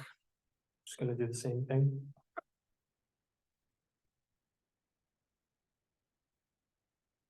One spring, Leslie Johnson, the road superintendent, reasoned that the men could move the snow more quickly if they had larger shovels with longer handles. He found some that met his requirements, and when the men arrived the next morning, they were handed out to them. The men were not fond of the new equipment, and they immediately started complaining. They worked hard for the day while Mr. Johnson, it can be assumed, supervised the men, removing snow from the tracks. The next day, the men, still tired from yesterday, arrived at work still groaning about the new equipment. Upon their arrival, they observed all the handles of the new shovels had been sawed off, making them unusable. The culprit was never revealed, and the men boarded the train happy to have their old shovels back.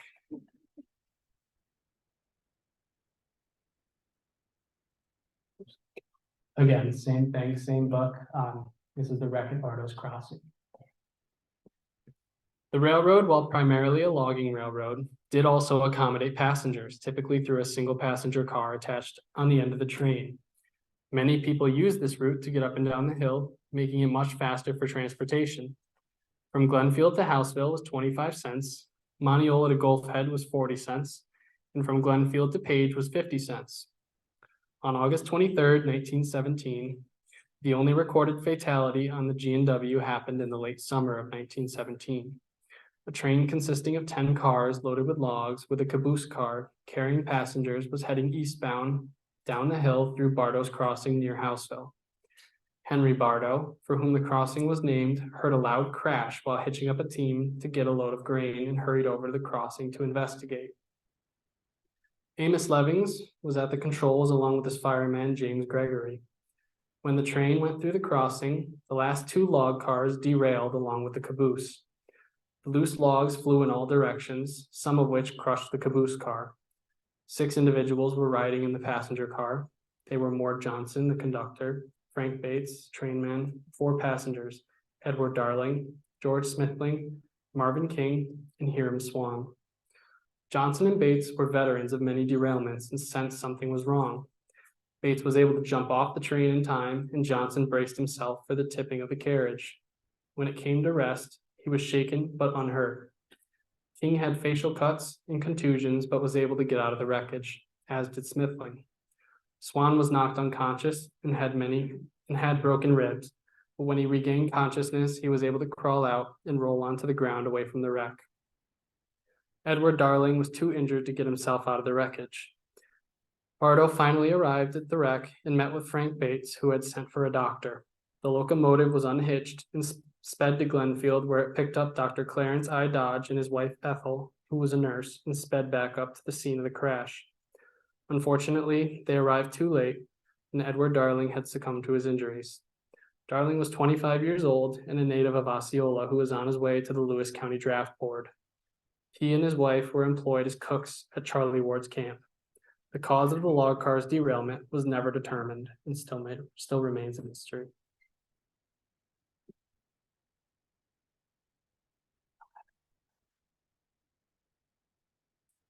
This one. 98. So this just shows them picking up the mass of Bartow's Crossing. So Bartow's Crossing, if anyone's familiar, I believe it's Houseville Road, there's a little red farm, but Bartow's owned it forever. The wreck happened right across the road from the barn, right before they started into the rock cut. So they were just using a Barnhart steam loader, that was a steam log loader, to pick up the mess. How that log loader actually worked is that there was rails on flat cars, and they would drive it from flat car to flat car and load the logs behind them and work their way front or back to fill it. But that was the best thing they had at the time.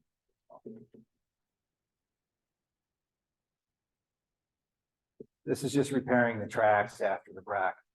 Derailments and wrecks were quite common because these railroads were built really fast and they didn't really do the greatest job ballasting the ties. So the weight of the train would constantly push the ties down and make the rails uneven. So they just derailed. It wasn't just a Glenfield Western, it was just all of them. They were pretty dangerous. And I doubt they had the inspections that they do today.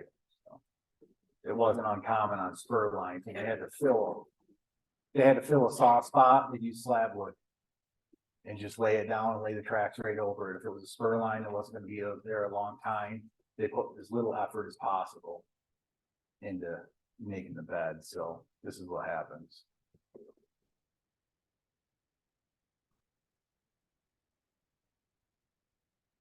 In the late 1920s, as Charlie said, train derailments weren't uncommon, but most on the G&W were minor and easily addressed. However, one derailment of number 75 was close to a disaster. While pushing log cars to Glenfield, all the log cars passed over the rails without a problem, but when number 75 passed over one of the ties, it sank and the locomotive fell off the tracks. It sank into the marshy muck, about a quarter of it buried in the jelly-like mud at a dangerous 45-degree angle. Worried the locomotive would tip over and likely be a total loss, all manpower was diverted to prevent the engine from tipping. For 2 weeks, by jacking and blocking it with the help of the mighty number 22, they moved it over inch by inch until it was re-railed. And this picture is a separate derailment, but shows engine number 22 derailed on a switch as well.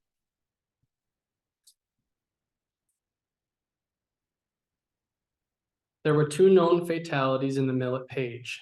The first was Thomas Cunningham, happened on May 14, 1903. He was making a routine adjustment to the saw carriage in the pit beneath the sawmill when, for an unknown reason, the carriage suddenly shot forward and pinned him against the wall of the pit. He died almost instantly from his injuries. He was survived by his wife and 5 children. The second was Alexander Dunn. This happened in 1904.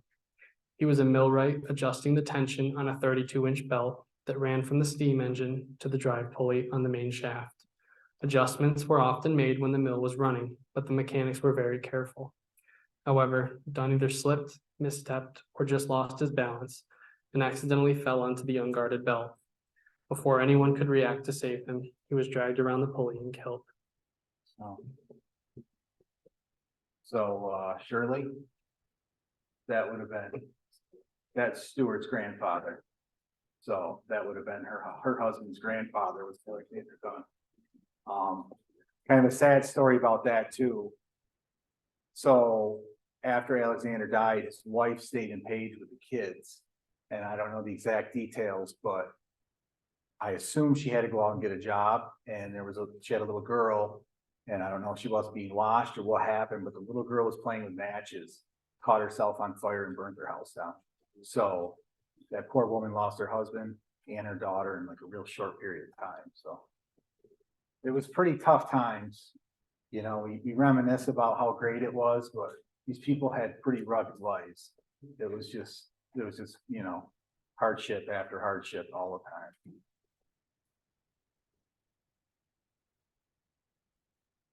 Chapter 8, People of the Times.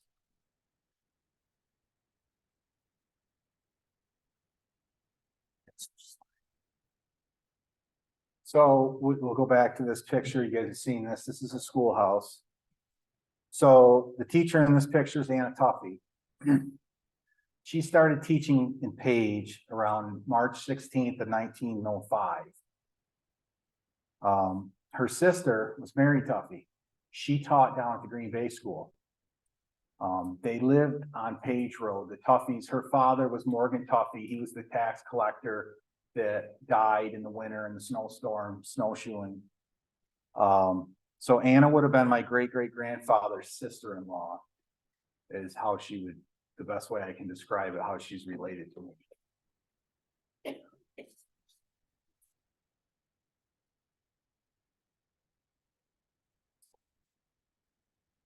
So this is just a picture of Anna, and I didn't put the X on the picture, it was there. This is one of my pictures. That's Anna after she graduated her teacher's training. I don't know a lot about it, but it was like a short period of time after they got out of grade school, they could go away and get their teaching certificate. So that's just a picture of her getting it. So that's Anna again, and unfortunately, Anna died at 23. She got diphtheria. So she would have only taught for about 1 year in Page before she died. And it kind of just goes to show you, she didn't really lead it. She didn't have a rough life. She wasn't a lumberjack. She didn't get killed in the mill. She was just a school teacher. But like, it didn't matter who you were. It was just hard to stay alive. It just really was, so.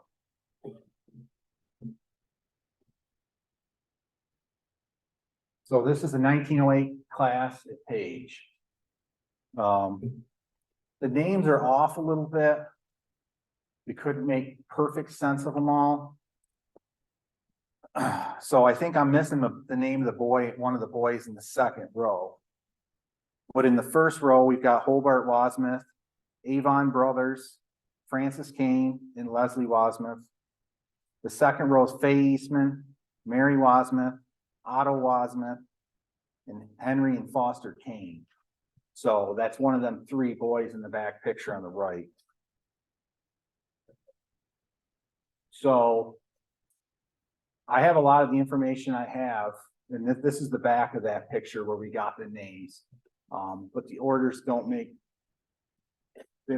perfect sense. Well, actually, we had a really hard time figuring this out because if you look, it says Avon Brothers, and that was throwing me off because I assumed Avon Brothers was 2 people, 2 little boys. It wasn't. Brothers was the last name of the little girl.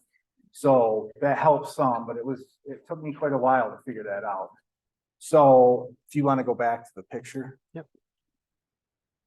So the little boy in the front center, or the back row in the center, is Otto Wasmuth.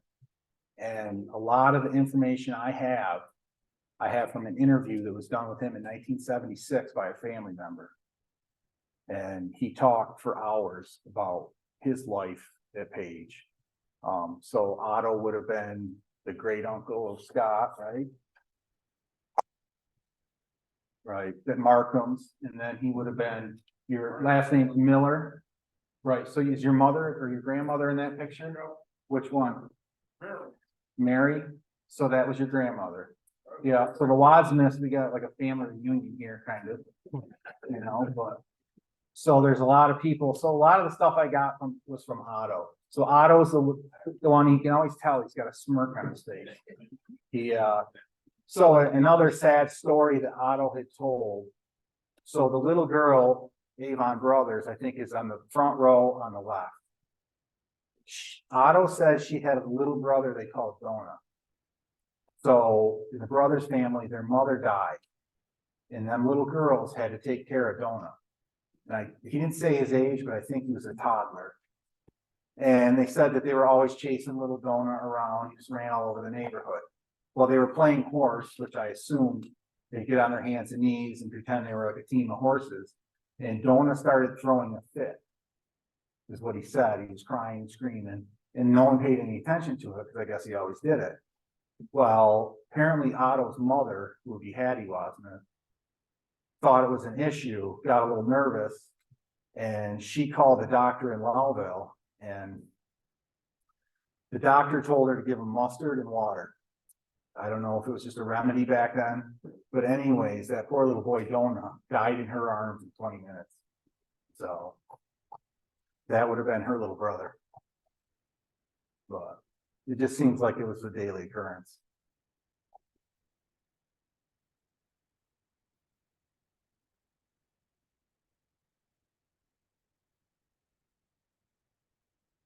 That's nice. So this is another Wasmith family photo. So if you look, they're actually sitting at the end of the pier on the mill pond. You can see where they got the log across the track to stop it. They went out there to get their picture taken. That was June 1909. You can see them are little boys. It was common back then. They put toddlers in kind of like little dresses. So the Wasmiths moved to Page in the fall of 1902 from Michigan Mills. They originally lived in Michigan Mills. Otto was 8 years old when they moved.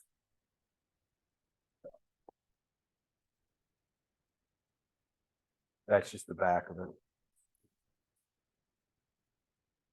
So this is another Wasmith family photo. This is actually pretty handy because it lists out who's who by the numbers. So if you guys want to kind of look at that. So Theo would be the father. I think his real name was John, but they always call him Theo. How he ended up in the woods was, I believe he was an immigrant or from a poor immigrant family. And they were down in Rome and he worked at the Beet Sugar Works factory down in Rome. And they wouldn't guarantee him 50 cents a day for wages. So if he finally packed up and went to Michigan Mills, he started out, he was a small guy and he worked as a cook's helper. He eventually took care of the horses at number 22 or Page for the company. He'd feed and water the horses in the stable. And he also did chores for the Babcocks. You know, he kept fire in their house and stuff when they went home. And I thought one little neat tidbit that Otto talked about, that pit bull in the picture isn't their dog. That was actually Babcock's dog. And this one of his father's job, that dog lived with Wasmith. Babcock's wife would go back and forth after her mother died to take care of Mr. Gould. So when she was down for the weekend in Lions Falls, Louis Babcock would hop on his little scooter and head down there and left his dog with Wasmith. But Otto said that dog was more at home with them than with the Babcock. So it's kind of a neat little story, but there's apparently pit bulls running around up there still, you know.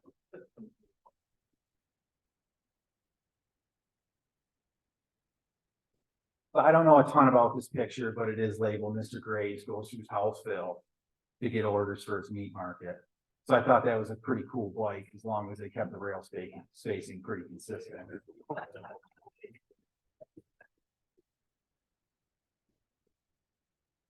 So I don't know these guys. You can see the names up there. They sound like French Canadian names, which is very common. A lot of loggers, a lot of guys that worked in the woods were French Canadian. They were really good loggers, especially when it came to river driving. It was common in the times they'd get cleaned up, get their picture taken. They probably didn't own them clothes. Photographers would have a trunk of clothes you could wear to get your picture taken. You ever wonder how a lot of these people are dressed really nice? They're not their clothes. They would borrow them for the picture. But you can see they're standing on the old tram road underneath them. But I would assume that they're French Canadian loggers.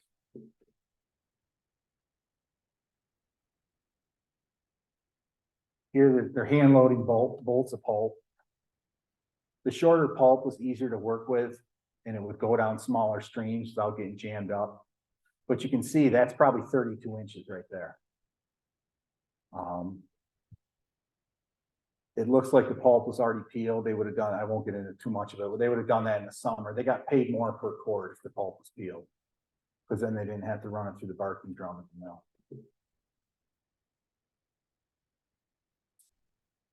This is a pretty neat picture.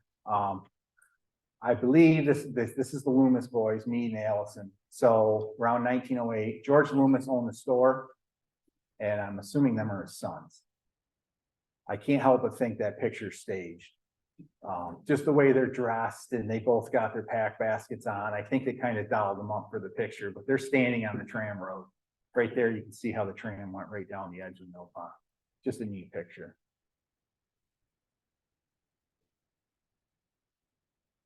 So they're cutting 36-inch thick blocks of ice off the mill pond. And they have this kind of as March 1908. This is cutting ice on the abandoned mill pond. So that's why I believe that's one of the reasons I'm kind of going with 1907. That's why when the mill burned. But in the picture, you see Lou Babcock, so I assume he's the one that's kind of dressed up nice. Frank Brothers. So Frank would have been Dona's father. So that would have been his little boy. And Ernest Lambert's in there too. So, and that's from Evelyn Markham or Wadsworth. This is in 1908, it's just a group of women getting their picture taken on a log car. It was from Hattie Wasmuth to Velma Jones. And it's kind of neat if you look, it's postmarked Page, New York, July 17th of 1908.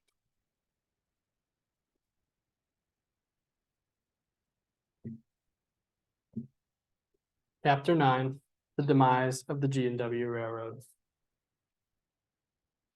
Keystone Wood Chemical and Lumber Corporation, headquartered in Olean, New York, operated mills in Binghamton, Pennsylvania, and for a brief time, Tupper Lake. While searching for an expansion, they heard of the Moniola hardwood mill in Glenfield. They thought the mill was just what they were looking for, but the 25,000 acres of forest land to accompany it would not be sufficient. That's when they were introduced to Assemblyman Clarence L. Fisher of Lyons Falls. Fisher owned 100,000 acres of forest land near Branningham Lake, which the prospective buyers thought would be perfect. A deal in which Fisher would retain ownership of the land and be paid for the timber on the land was reached. Keystone would not have to tie up any of their capital in land ownership, and they could count on enough timber being supplied to their new chemical plant and mill. This additional 100,000 acres east of the Black River would lead to the later constructed Glenfield and Eastern Railroad. And so Keystone purchased the timberlands and the Moniola sawmill in Glenfield. May 19th, 1927. The Keystone Wood Chemical and Lumber Corporation of Olean is negotiating for the purchase of the Moniola Hardwood Mills Incorporated of Glenfield, half interests of the Glenfield and Western Railroad, and 20,000 acres of timberland owned by the Dexter Sulfite Pulp and Paper Company. The sale of the property and the developments planned by the Keystone Company are transactions involving money reaching into the millions of dollars. The deal will be the biggest transaction in Lewis County in years and expected to be completed in a few days. The erection of 6 large buildings for the Keystone plant and the construction of about 60 houses are only a few of the changes to be made. When the plant is completed, it will be the largest chemical plant of its kind in the world. Keystone was told by an underwriter they could issue bonds if they tore down the mill and built a new one. A deal was to be made with a construction company to build the new mill. However, there were no construction companies in Glenfield. Keystone formed a construction company and made a contract between the two companies of $2 million. Okay, so I don't claim to be an expert on this in any way, but we felt it important to kind of read about what the wood chemical process was. So in the heating of the wood, an interesting change takes place. At about 400 degrees, an exothermic reaction occurs which raises the temperature to 600 degrees with no additional heat necessary. The smoke or vapor is poisonous and contains more than 100 different chemicals, most of which are traces and not economical to recover. However, as plants became larger, it became feasible to recover a greater number of the chemicals. Normally, only methanol and acetate of lime were produced, but at Glenfield, New York, methyl acetone and butyric acid were also refined. Although the price for a cord of wood remained constant at $5, prices for the finished products varied considerably. The typical output from a cord of wood was 10 gallons of methanol, 200 pounds of acetate of lime, otherwise known as calcium acetate, and 50 bushels of charcoal, which was 1,000 pounds. The direct acetic acid process makes 100 pounds of 98% acetic acid per cord. The acetic acid was the most valuable product. During World War I, price controls allowed the prices to reach 50 cents per gallon for the alcohol, 10 cents per bushel for charcoal, and 5 cents per pound for the calcium acetate. After price controls were removed, alcohol prices soared and profits were tremendous. One of the reasons for the increase in methanol price was prohibition. Some individuals making grain alcohol from molasses continued to sell to bootleggers. These manufacturers had to prove that they were denaturizing their grain alcohol.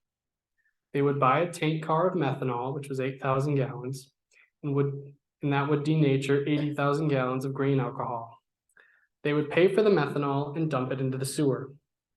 One of them up in New England forgot to empty the Quinn tank car and returned it still loaded.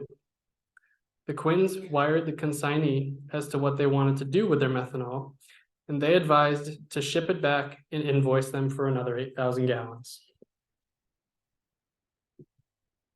So yeah, the funny thing with that is, I don't know how much you got, but denaturizing it was, I think, kind of to make it poisonous. So people couldn't drink it. So they had to buy it to show that they were doing that. And they just forgot to dump it down the drain. That's how the tank car ended up coming back loaded. So it's just, they obviously weren't making it poisonous. So these pictures are off Keystone Wound Chemical website. They're still, I believe they're still going. They're down in Pennsylvania. They have a lot of information on there. We're not going to bore you with it too much, but this is pretty much what it would look like in Wood Chemical Company. So they would have wood on carts. They brought it in, superheated it, and the vapors coming off that would be condensed, almost like a still would for making alcohol. And then it was somehow separated different ways, get different chemicals. So one of the byproducts was charcoal. That's what you'd end up with after you superheated the wood.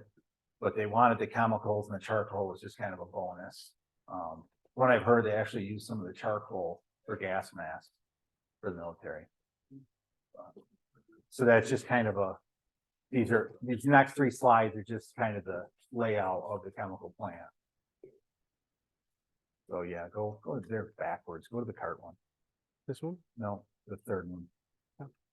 So that's the little carts they put it on. So they wouldn't turn all the wood they brought down into this. They had a sawmill. They'd take the grade lumber first. They'd get the best, and what was left over got cut into little chunks, put on that cart, and they'd roll it into like a furnace. And you can see down there in the corner, and there's a little pipe coming off it. That's where they were gathering the vapors off. And then they would put them through somewhat of like a still, or I think they called it a retort, to condense it and gather them back up again. But the whole cart got heated. It was on like little steel wheels. So that's pretty much, you can go back to the other slide. They somehow are backwards. So that kind of shows the retorts and the coolers and stuff like that, how it went through the mill.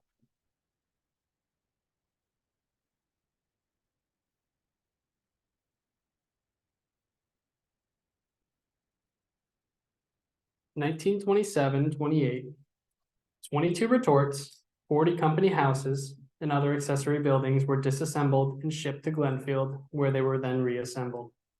The houses, including a company store and boarding house, created a new section of the hamlet that came to be known as Penny Avenue.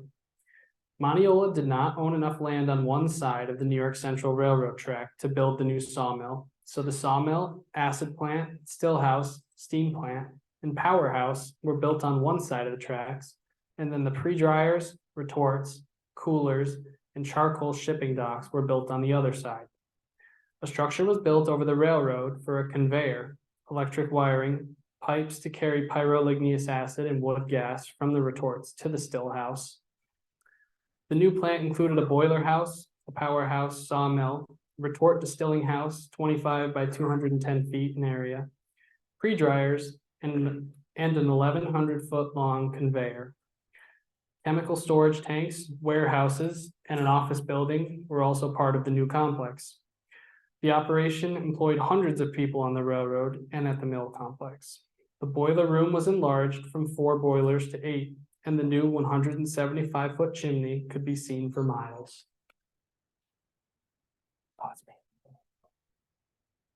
July of 1929. A report shows that 46 carloads of lumber, 106 carloads of charcoal, 6 carloads of acetic acid, 3 carloads of methanol, and 1 carload of acetone were shipped from Glenfield. Glenfield was officially a boom town. An additional train ran to take students from Glenfield to Lowville Academy. Many employees commuted by rail from home to work at Glenfield, and real estate values increased rapidly. However, the growth did not come without problems. One of the major issues was the school system became heavily strained. With 300 additional students expected to start school, Glenfield desperately needed to hire teachers. A new schoolhouse was constructed, and a vote to create union-free school district passed. There was talk of incorporating Glenfield as a village to help with street lighting and fire protection, but that never happened. So that's a picture of Keystone Wood Chemical Company in Glenfield. For local people, I think it sat kind of down behind where Woodmeyer's is. That's why they changed the name to Keystone. So you can see the loaded cars, logs waiting to be processed, and that was the 175-foot chimney. So like I said before, they wouldn't have used everything they hauled off the hill for the wood chemical. It was pretty much just the junkier wood. Anything good got sawn for grade lumber in the sawmill and sent out on rail car.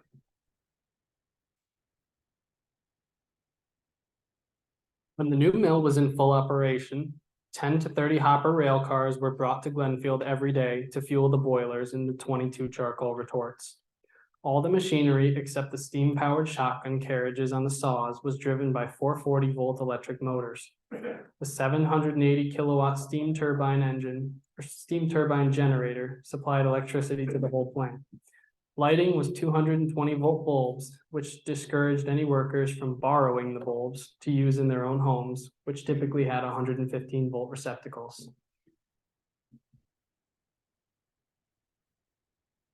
On September 20th, 1929, Keystone Wood Chemical and Lumber Company declared bankruptcy in U.S. District Court in Buffalo. Higher construction expenses, the rough winter, and a shrinking market for freshly sawn hardwood were all contributing factors.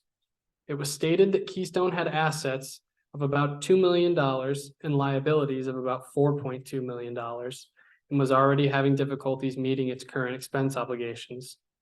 Martin Quinn and R.G. Brownell were appointed as receivers to run the company, but after petitions came in from some people in New York who were upset their political friends had not been appointed to receive the business, 2 new appointees were chosen.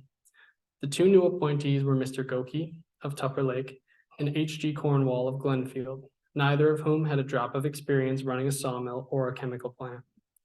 The judge did appoint Russ Brownell as general manager, but he only knew how to run the sawmill side, not the chemical plant. Quinn was then hired by Brownell, and when talking about the 2 new appointed leaders, he was quoted as saying, "Brownell hired me to operate the whole corporation, but various elements ran to the different receivers to buck me.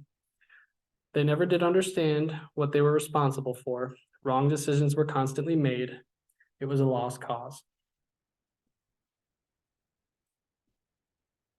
Everything came to a screeching halt a month later on Black Thursday, October 24th, 1929, when the largest sell-off on Wall Street took place and ushered in the Great Depression. Keystone was unable to borrow money, and the bottom of their lumber and chemical markets began to fall out as buyers dried up, so they halted operations. One last-ditch attempt in 1930 to run the mill lasted 2 years before failing again, and the mill was put up for sale. No one had money to buy the mill, so the company began the liquidation process. Mortgages were foreclosed, the equipment was sold as junk or scrap, company houses were torn down, the real estate taxes were not paid, and so the land the railroad sat on was publicly auctioned off.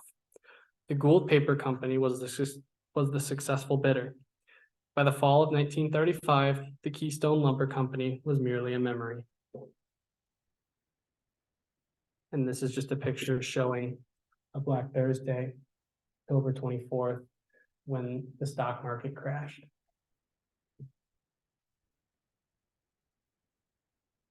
So here they were pulling the rails. This would have been about 1932. They went through, they pulled all the rails, and I believe the rail was sent back down to Glenfield, reloaded for scrap, where it ended up. Chapter 10, after the G&W. So after the rails were pulled, the railroad bed, it was still used. There's a lot of land up there and that's about the only way to get to it. There's still today so few roads. So by that time, the trains were kind of fading out, trucks were getting a little better. They had different methods of getting the wood out. So the logging railroads kind of went extinct when they started using trucks. It was just easier to put it on a truck and just drive it right down to wherever it needs to go. But this picture is from 1950.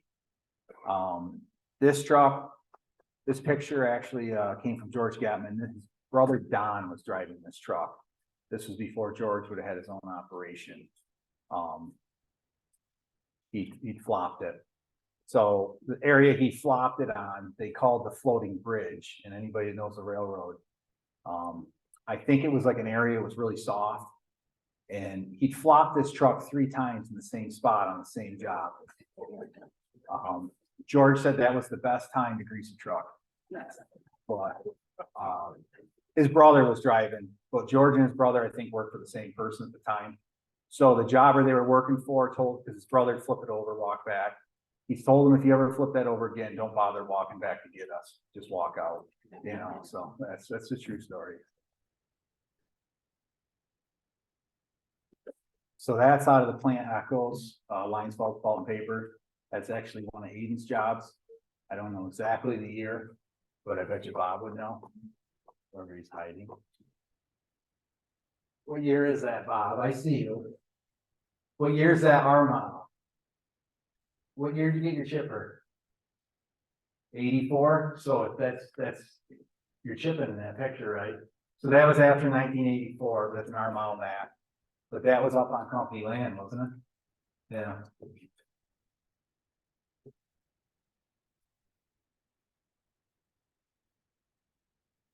So kind of about that time that they started using chippers, it was a lot easier to just chip the pulp and bring it out in an enclosed trailer than it was to, the pulp. This is one of George Gammon's jobs. George told me one time he covered all the company land twice in his career. And I think that's about 60,000 acres total. He logged for the company for a long time. There were just some pictures I got out of plant echoes. I don't remember what year that was.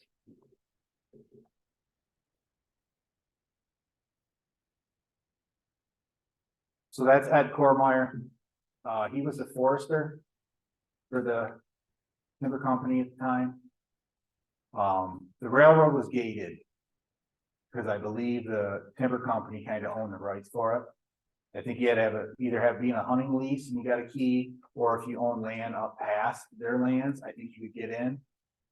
The railroad isn't gated anymore.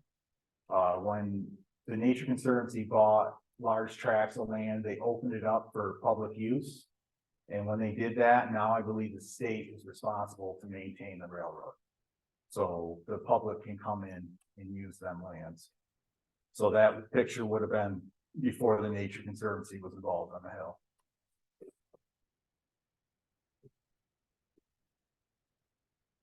So that's just a picture. The railroads also use, during hunting season, it's the main route in.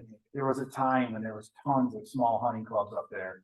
The problem is it's single lane, it's a railroad. So if there's not a little pull off, and it's a 1-lane road and there's not much room for error. So you can see that's just an old log truck that slid off the side of the road. And that's what happens. It makes a traffic jam.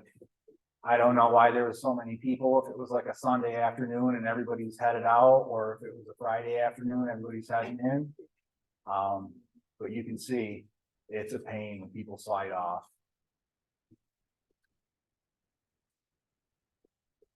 That's a Brandy Brook picture. I don't know, that's probably in the 80s. The railroad beds is the main snowmobile trail in the winter. People use it to get from K-Ball's Corners. It'll connect with North-South Road in the wintertime to get over to Constableville. So that's just an old picture from the 80s. They're sitting on the railroad bed there. That's just an old picture of people on 3-wheelers coming across what we call the dikes. So that's the Whetstone Reservoir. When the train was running, that wouldn't have been there. That reservoir, I believe, was built to kind of control the flood control for Whetstone Gulf State Park. I think the park was there from the 20s, but they built the dam. I think it was in around, I think it was like 1961. They put that dam in. And the issue is, I've been told when they did it, the overflow on the dam is higher than that railroad bed.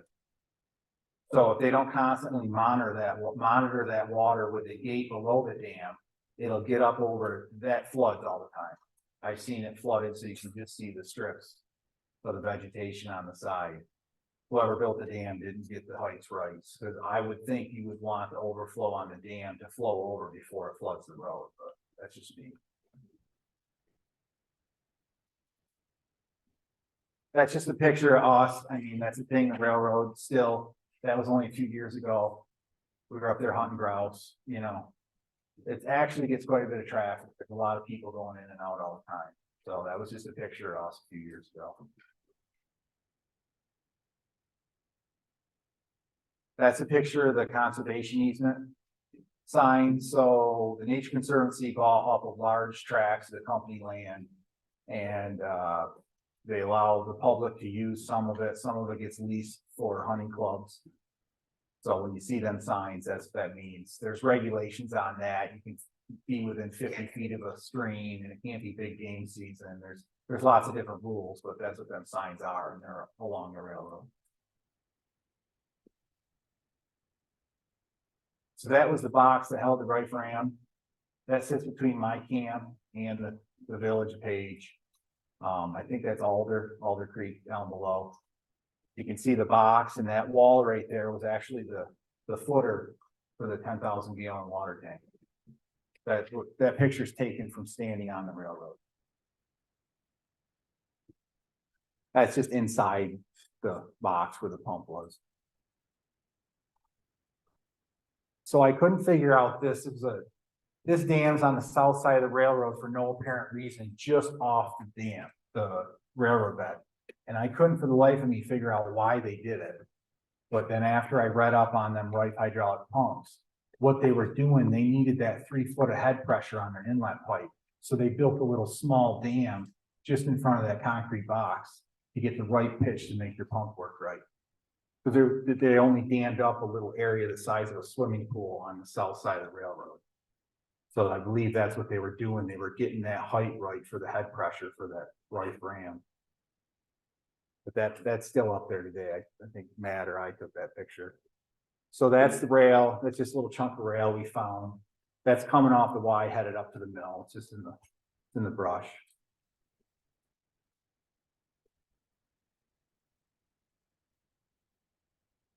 This is a well we found.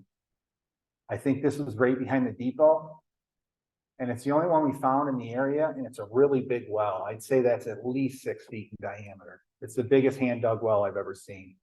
There was an old rail tie chucked in it. I wonder if they did kind of have a community well and everybody just carried their water out of that instead of digging a bunch of different wells, because it was just a really big well for a house.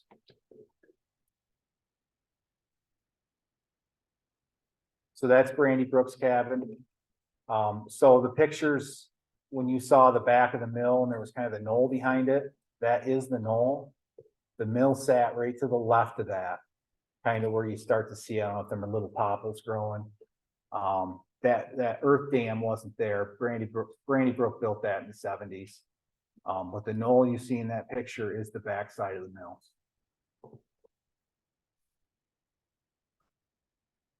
So that was April this year. That's the mill pond. So you're standing on that knoll looking out across the mill pond now. So a lot of them pictures you saw with the logs floating, you were standing behind there looking back towards the mill. So this is the swamp on the south side of Page, commonly known, we call them flow grounds. The water just sits on them. So the tram road ran straight across this. So it would have looked about like that because it doesn't change much because it's just like a wet marsh. So they would have drove the post down through that to hit hard pan in order to hold up the weight. for the tram. You can imagine the mosquitoes. It's just, they're unreal when you're out in them at the right time of the year. I've been walked through a lot of them. It's not a good time, so. So these are just pictures that a friend of mine's wife is a photographer, and she took some pictures. The ones in the fall pictures, and the other ones are from this spring, but just pictures along the railroad. It's really pretty up there in the fall. So this is the rail bed going up through Houseville Gulf. It mostly goes through Shalod's land. We went up through there this spring. That's House Creek on the right. So the train, to get up to the elevation, they had to use Morgan Gulf to get up through. So they wound back and forth up that ravine and crossed the creek a bunch of times just to get up on the hill. And it was still like a 5.1% grade.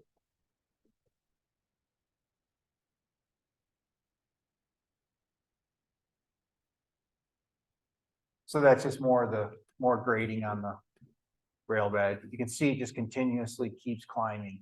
So that's going from like we're across the state road up Morgan Gulf to get to the plateau of the hill. It just chews up through there. It's a long pole. Them are the bridge abutments. We took that picture.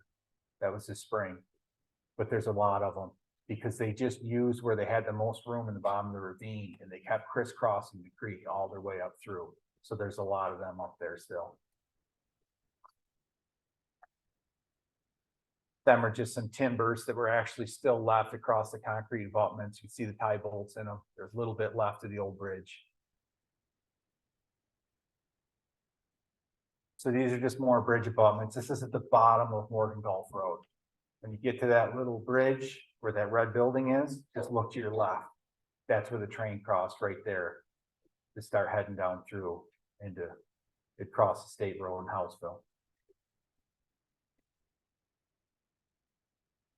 That's just a chunk of one of the abutments with the date stamp in it. We couldn't find the year. It just says August 4th. So that's Lou Babcock. That's going down through Morgan Gulf through the rock cut. So that's where he was. You can see it's eroded quite a bit, but we believe that's exactly where that picture was taken. That's I took that picture this spring, and that's what it would have looked like. Sorry. Okay. Sorry. But that's what it looks like today. I think that's the same spot. So that's the bridge on Houseville Road then, when it crossed the rock cut. And that's looking down from Houseville Road now. You don't get the depth of the picture. They filled the rock cut right in. The road just goes right across it. But if you look, before you drop over into Seaver Farms, that rock cut goes all the way down through there. You can see it from the road. It's kind of eroded, but if you look, you can see the walls of the rock cut going down through.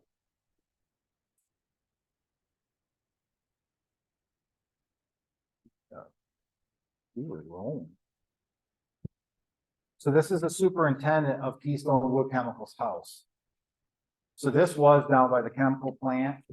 It was moved by a crew of 15 or 20 guys using trucks, and they prepared a road, and they put it up on a frame, and they rolled this on logs from down over the hill all the way up to just before Bosse's. This house still sits there today.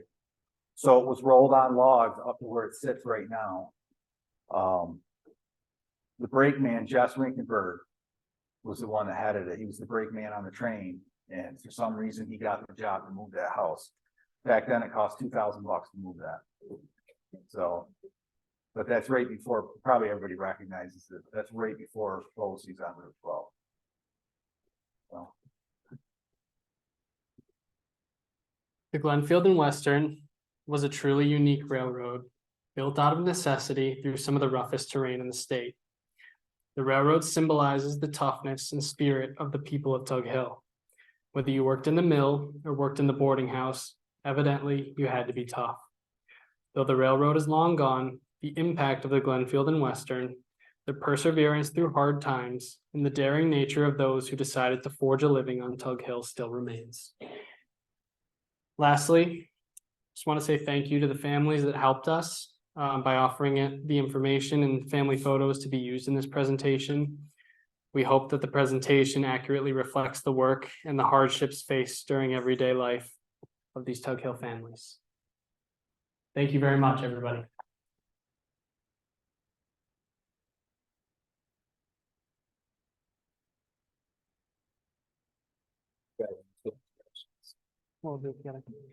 At this point, the presentation is over, but we're going to have a Q&A session if anybody would like to stay for that.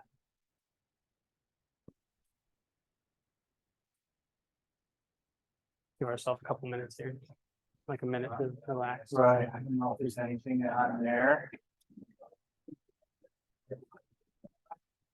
Sit down for a second, still on.